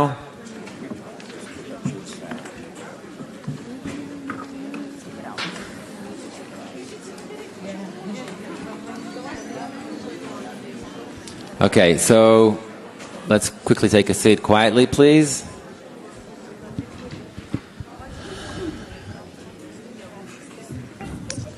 So there are many students here that, hold on. Okay, now I can see you. All right. There are many students here who this is their 2nd, 3rd, 4th, 5th, 10th Congress. And there are a group of people here that this is their very first Congress. We heard them asking questions. We felt them. We felt their huge desire they brought with us.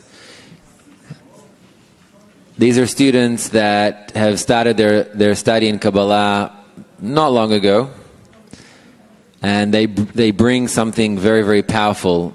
It seems like nothing here would be complete without you, without the friends here.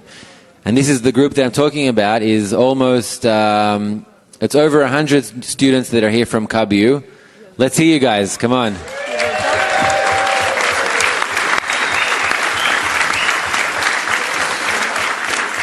And over the next 20-25 minutes, we want to celebrate their graduation from their online study. And we're going to end up with giving certificates on stage, etc. But what we really want to do is we want to hear from them their experience, how they felt when they found this wisdom, how it changed their lives. So we're going to hear some students from Kabbalah speak, and we're going to have the team. We're also going to show you a little bit what they go through. So our first speaker is Sylvia. Where are you, Sylvia? Stand up, stand up.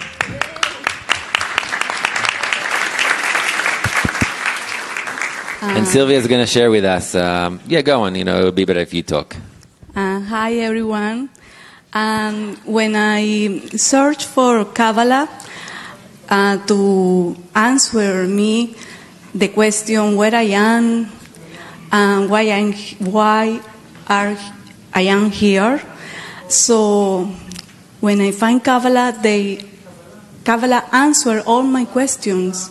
So it give me a place to be, because all my life I feel like I can fit with all the people, because I feel different. I want spirituality with all my heart, and Kabbalah, wow, it's amazing. It's answer everything, and I can live without taboo. All my day is in my phone. Is I am in the kitchen. I am with my iPad. Is I go to the bathroom and going to take a bath. I put in my phone, in my computer. It's everything. So I am so happy to find Kabbalah, and there is online. It's for everyone in the world. That's amazing. All the language is amazing. So we are one. So I'm so happy, really happy, because one day we can correct that the Creator one, and we want to be one, really. Only love. Thank you.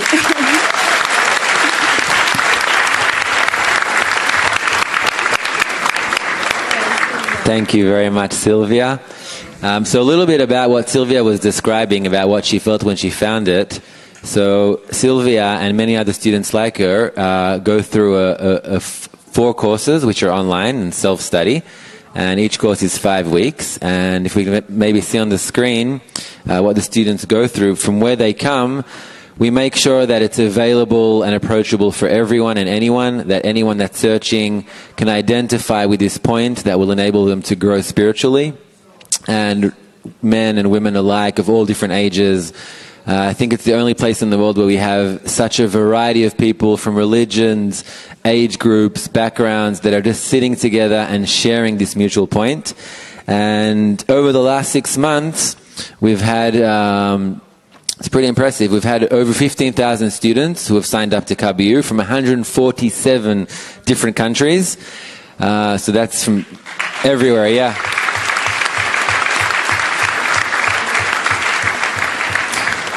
Altogether, they've studied collectively over 20,000 hours of Kabbalah. They've communicated over 5,000 forum posts, and it's just a number, but just think of how much connection there is there when students talk to each other and to instructors. And it really is an incredible experience being part of that. But all of these numbers are just numbers. Let's hear from Merle. Do we have Merle? Let's hear from Merle about the experience of the study. Well, I'll tell you, like Sylvia, I searched without knowing for what. And then one day, surfing the channel on cable TV, I came across a show called Kabbalah Revealed. And it had, these short videos and lectures with Tony Kozanek and little inserts with the Rav and this and that. And I oh my gosh, what is this? I found this thing, but it was only once a week. It was on Fridays. It came on at 4, 8, and again at 11 or something. So I filled my DVR with this thing, and I waited every week for this thing. And this went on for some time. I really found myself, wanting to know. It's like,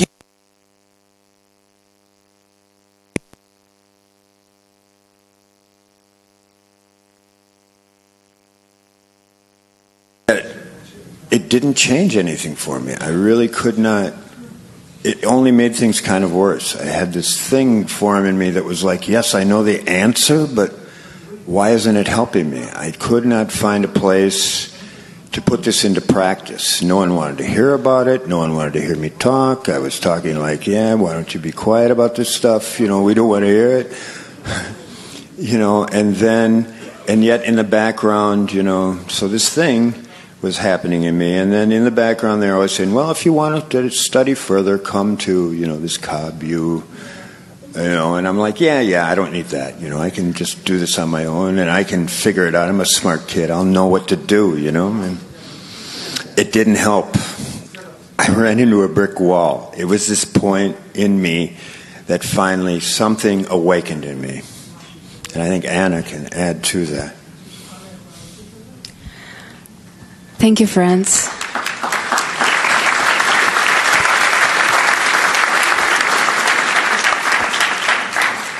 When you start studying in Kabbalah and when you start realizing that people that you're studying with, they are not just people that you just studying like at university or something, this boring stuff, That's some environment that keeps you moving on. That's some people that that support you, and you realize, if I wanted to rule the world on my own, now I want to share it with someone, And when you realize that one lesson per week is not enough, and you want to involve more and more and more and more because desire grows. Because now we can realize that what was the group within the studying, it was the group that it was the thing that were sent to us by the Creator. Because nobody comes to Kabbalah just by coincidence, because there is no such thing as coincidence. And thanks everyone and each one of teachers and students that were with me and with each and every one of us for growing this Hisaron, because I came to study, and actually I wanted directly to the group, but they said, no, you need to study. Come on, study. And that's how come Rav is always talking about importance on the group, and I can't come into group. How come I need to study? But it's worth it. Believe me, guys, it's worth it, because through this process, you're really starting to attain. You're starting to feel what you have to do, and you go into that. Thank you. Thanks, Anna. So there's a hunger and there's a need, and we also know that there's a process for a person to come to all of the tools of the methodology, to make it really work for them, to turn it on, like Merle was saying. There were elements missing. So the kind of experience that a person gets when they come to study in a physical group is exactly the same elements that we try, and I think for the first time successfully put into an online form. The students who go to campuses and the ones that go to Kabbalah are getting the same experience, but the experience that is appropriate to the means of connection. One is a physical connection, and the other, is a kind of according that has to happen according to a person's desire, what they understand, and how does a person grow when they're on their own? How are they drawn to this connection? So in the Kabbalah experience, we have two courses that are self-study courses, which means that it's everything that a person wants to take is according to their need at that time. But there's enough there to give them a contact, first of all, because there are videos that we have from the past, where there's teaching about the fundamentals. But along with that, the self-study element is that there are questions, you can call them games in a sense, questions and answers, ways for people to interact with the methodology, with their own responses, to do a kind of so they can analyze what's going on. Even though it seems that they're alone behind their computer, no, they're interacting with the text, with the books, with the ideas, with the desire of the Creator to draw them. And as soon as they arrive in this environment, they get to interact on the level that they want to with other students on the forum. And the forum is manned by people behind the scenes, by instructors and by other people who have come along and learned at other times and are already serving. 24/7 people can get their questions answered. They can also communicate with each other. So what's happening here is that all the same elements that would be if a person lived close to a physical group are now available to a person on a piece-by-piece basis according to their desire. And it's there in order to build their desire. And it does. It gently helps, leads. We see what's happening with people. And what that process, that self-study process of 2 courses that cover all of those fundamentals, develop not only the knowledge in the person, but the desire to go further. Because how do you make all of these principles real in your life? What steps do you have to take? And after they complete this, hopefully they've come to a place where they want to take another step, not they need to take another step. And this is where the next section that goes beyond self-study happens. And Julian will tell you about that. Thanks, Tony. So the goal that we had with Kabbalah in action, the Kabbalah experience, was to really take all the principles and all the theory that we learn in Kabbalah and really materialize it, really bring it into our world, bring it into our lives, and most importantly, bring it into our practice. And it's interesting because the student starts to understand that the revelation, the actual revelation of spirituality, happens in our relationships, in our desires, in our intentions. It is between us. The vessel, the clay that we draw in our fancy diagrams and all the worlds, that is all revealed in the 10. It's revealed in the 8. It's revealed between us. And that's a revelation in itself. The culmination of these 2 courses actually brings us to a workshop. That's the first time when we meet, where strangers get together. They start to make these initial connections. It's very emotional. There's lots of smiles. There's tears. There's laughter. It's very beautiful. We even hear students say, I remembered what connection was. I'd forgotten what connection was. I was so isolated. And this is the basis, this is the beginning of the true spiritual work. And this sets us up for the next stage, which is entering the graduate environment, which is really our home. That's where the major work is done. It's been wonderful. Thank you.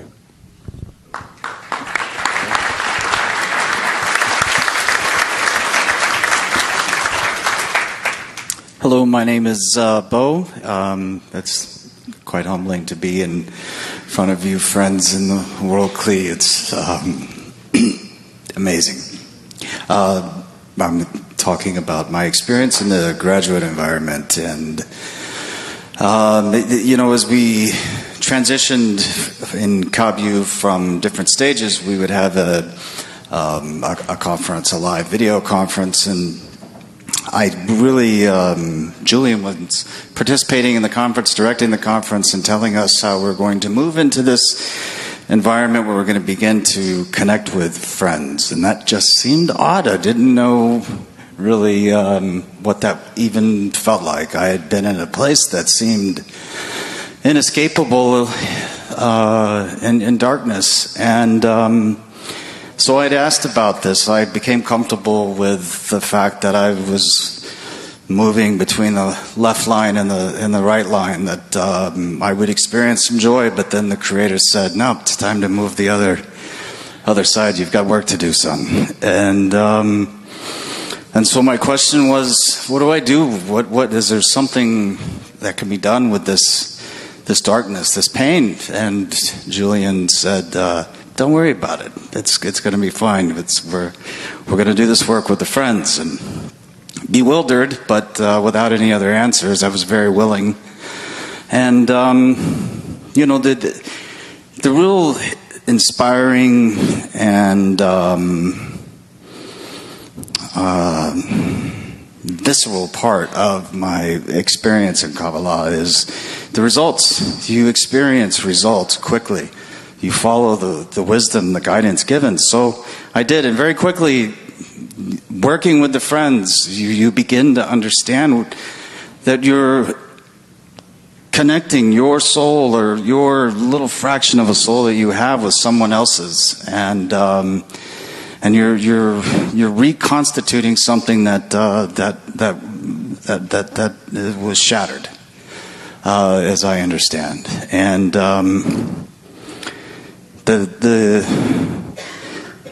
the environment, we have class on Sunday night for a few hours. We have a class on Tuesday. We have a class on Thursday. And there's just an ample amount of opportunity to connect to spirituality. And then in between, there's just an infinite amount of resources provided. And I love you all. And I love the wisdom for teaching me how to love again.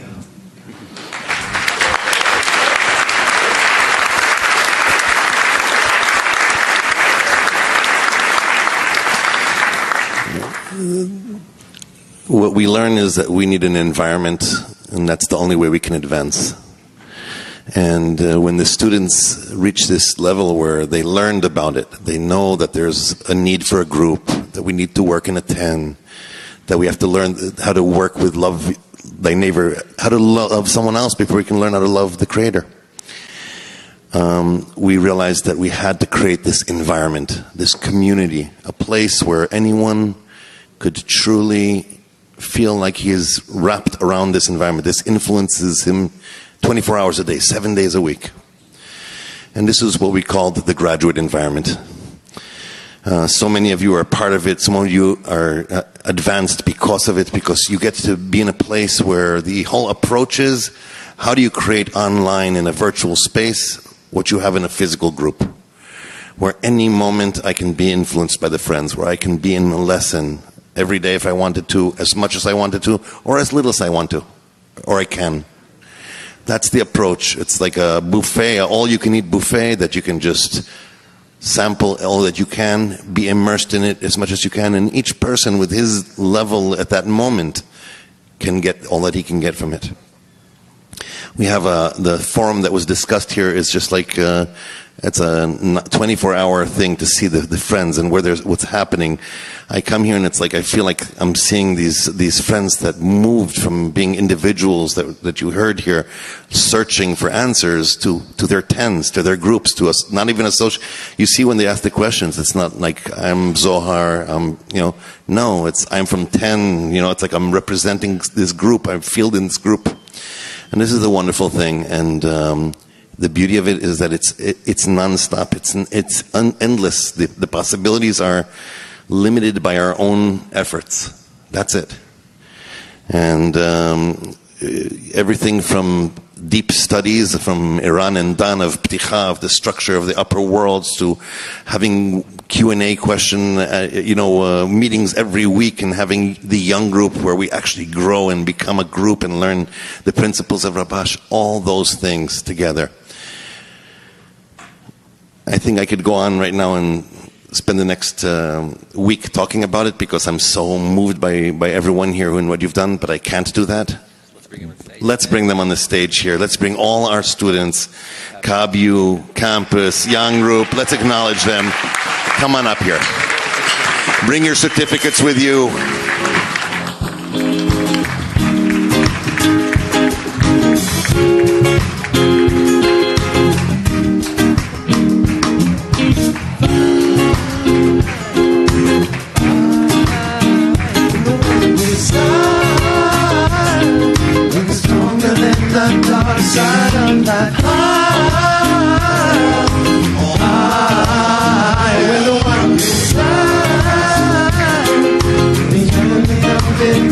peace and light. Light and love, love and light, light. In the end there's nothing else, peace and light. Light and love, love and light, light. In the end there's nothing else. We're gonna burn like fire, fire in the one desire. Love stronger than the dark side of life. Higher in the one desire. 'Cause in the end there's nothing else besides life. Light and love, love and light, light. In the end there's nothing else besides light. Light and love, love and light, light. In the end there's nothing else besides light. Fire, fire in the one desire. Love is stronger than the dark side of life. Higher, higher in the one desire. 'Cause in the end there's nothing else besides light. Light and love, love and light, light. In the end there's nothing else besides light. Light and love, love and light, light. In the end there's nothing else besides light.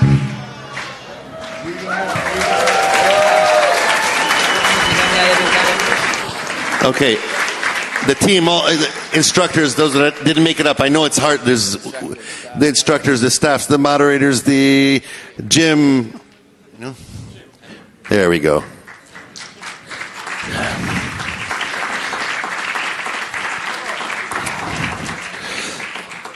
Rav, this is an emotional moment because we have this feeling like, you know, we think of Bala Sulam, who we learned that would talk to a rock if it would listen to him. We know that we're in a time where everything has to be done so we can be the last generation, bring the light to the world. I want to present before you, first of all, these students. These are your students. And we want to hear, you know, what do you have in store for them?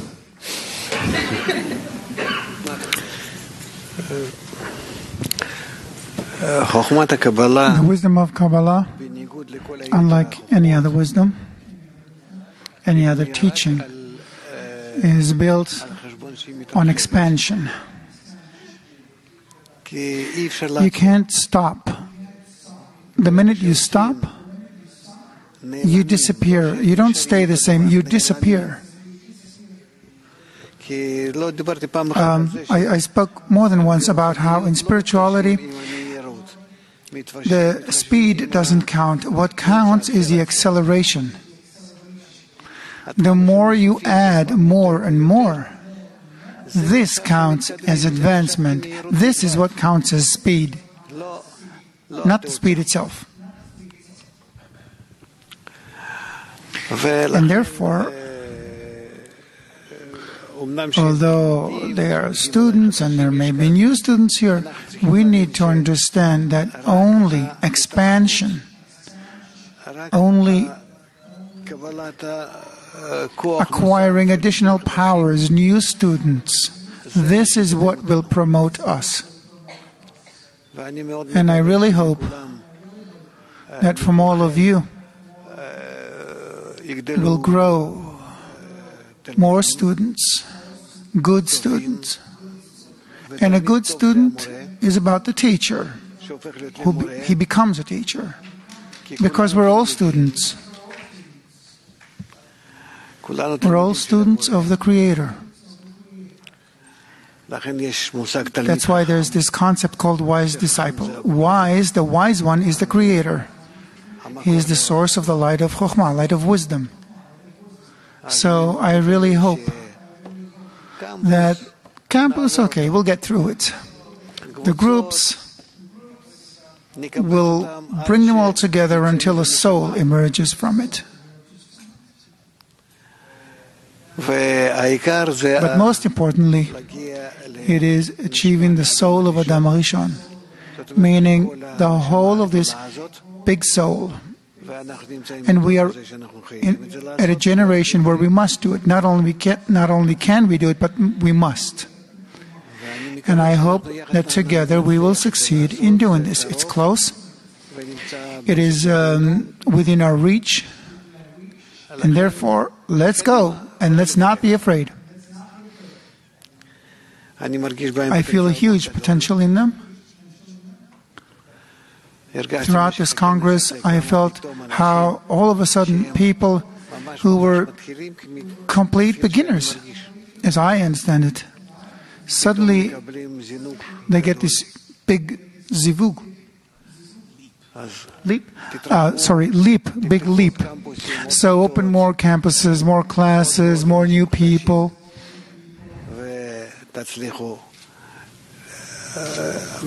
And you'll succeed. In the wisdom of Kabbalah, we advance only by connecting to ourselves more and more and more students, new souls. So may you succeed in being impregnated, in conceiving. Good luck to you, to all of you. Thank you. Welcome the friends.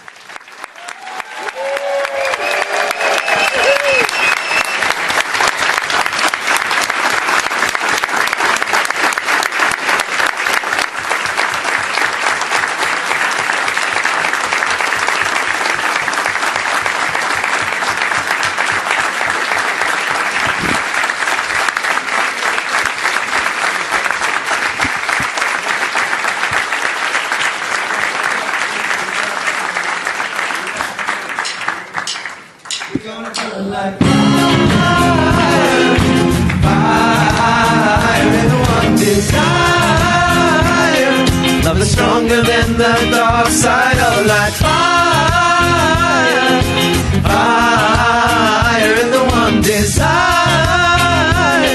In the end, there's nothing else besides light. Light and love, love and light, light. In the end, there's nothing else besides light. Light and love, love and light, light. In the end, there's nothing else besides light. Fire in the one desire. Love is stronger than the dark side of life. Fire, fire in the one desire. In the end, there's nothing else besides light. I don't believe in myself, but I believe in you. I'm falling into myself, but I want to draw to you. When we can stand together above our frozen hearts, I believe the light will come and we won't stay apart. Seems like I lost my wings, but you made me fly.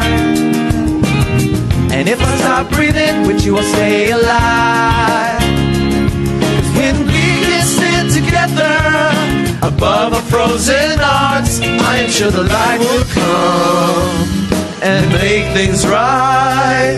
We are the part of the one-man body. We are the soldiers of the light. We're gonna break these walls together and let the love free our minds. We're gonna burn like fire, fire in the one desire. Love is stronger than the dark side of the light. Higher, higher in the one desire. In the end, there's nothing else besides light. Light and love, love and light, light. In the end, there's nothing else besides light. Light and love, love and light, light. In the end, there's nothing else besides light. What will come in our winding path?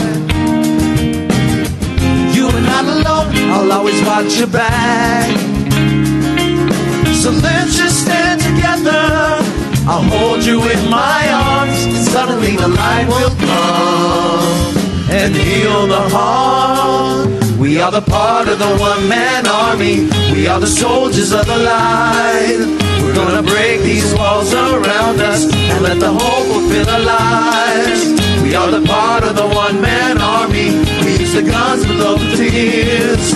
We're gonna break these shells around us and let the light burn real. We're gonna burn like fire, fire. No one desire. Love is stronger than the dark side of life. Fire, fire. No one desire. 'Cause in the end there's nothing else beside a light. Light and love, love and light, light. In the end there's nothing else beside light. Light and love, love and light, light. In the end there's nothing else besides light. But I believe in you. And light, I don't believe in myself. In the end there's nothing else besides light. I don't believe in myself. Light and love, love and light, light. In the end there's nothing else besides light. I don't believe in myself, but I believe in you.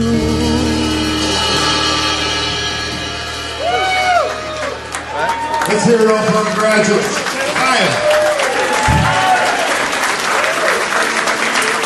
Friends, a couple of very, very important announcements. First of all, we're going to have a break before lunch, so everybody needs to check out. So in an organized fashion, everybody just needs to...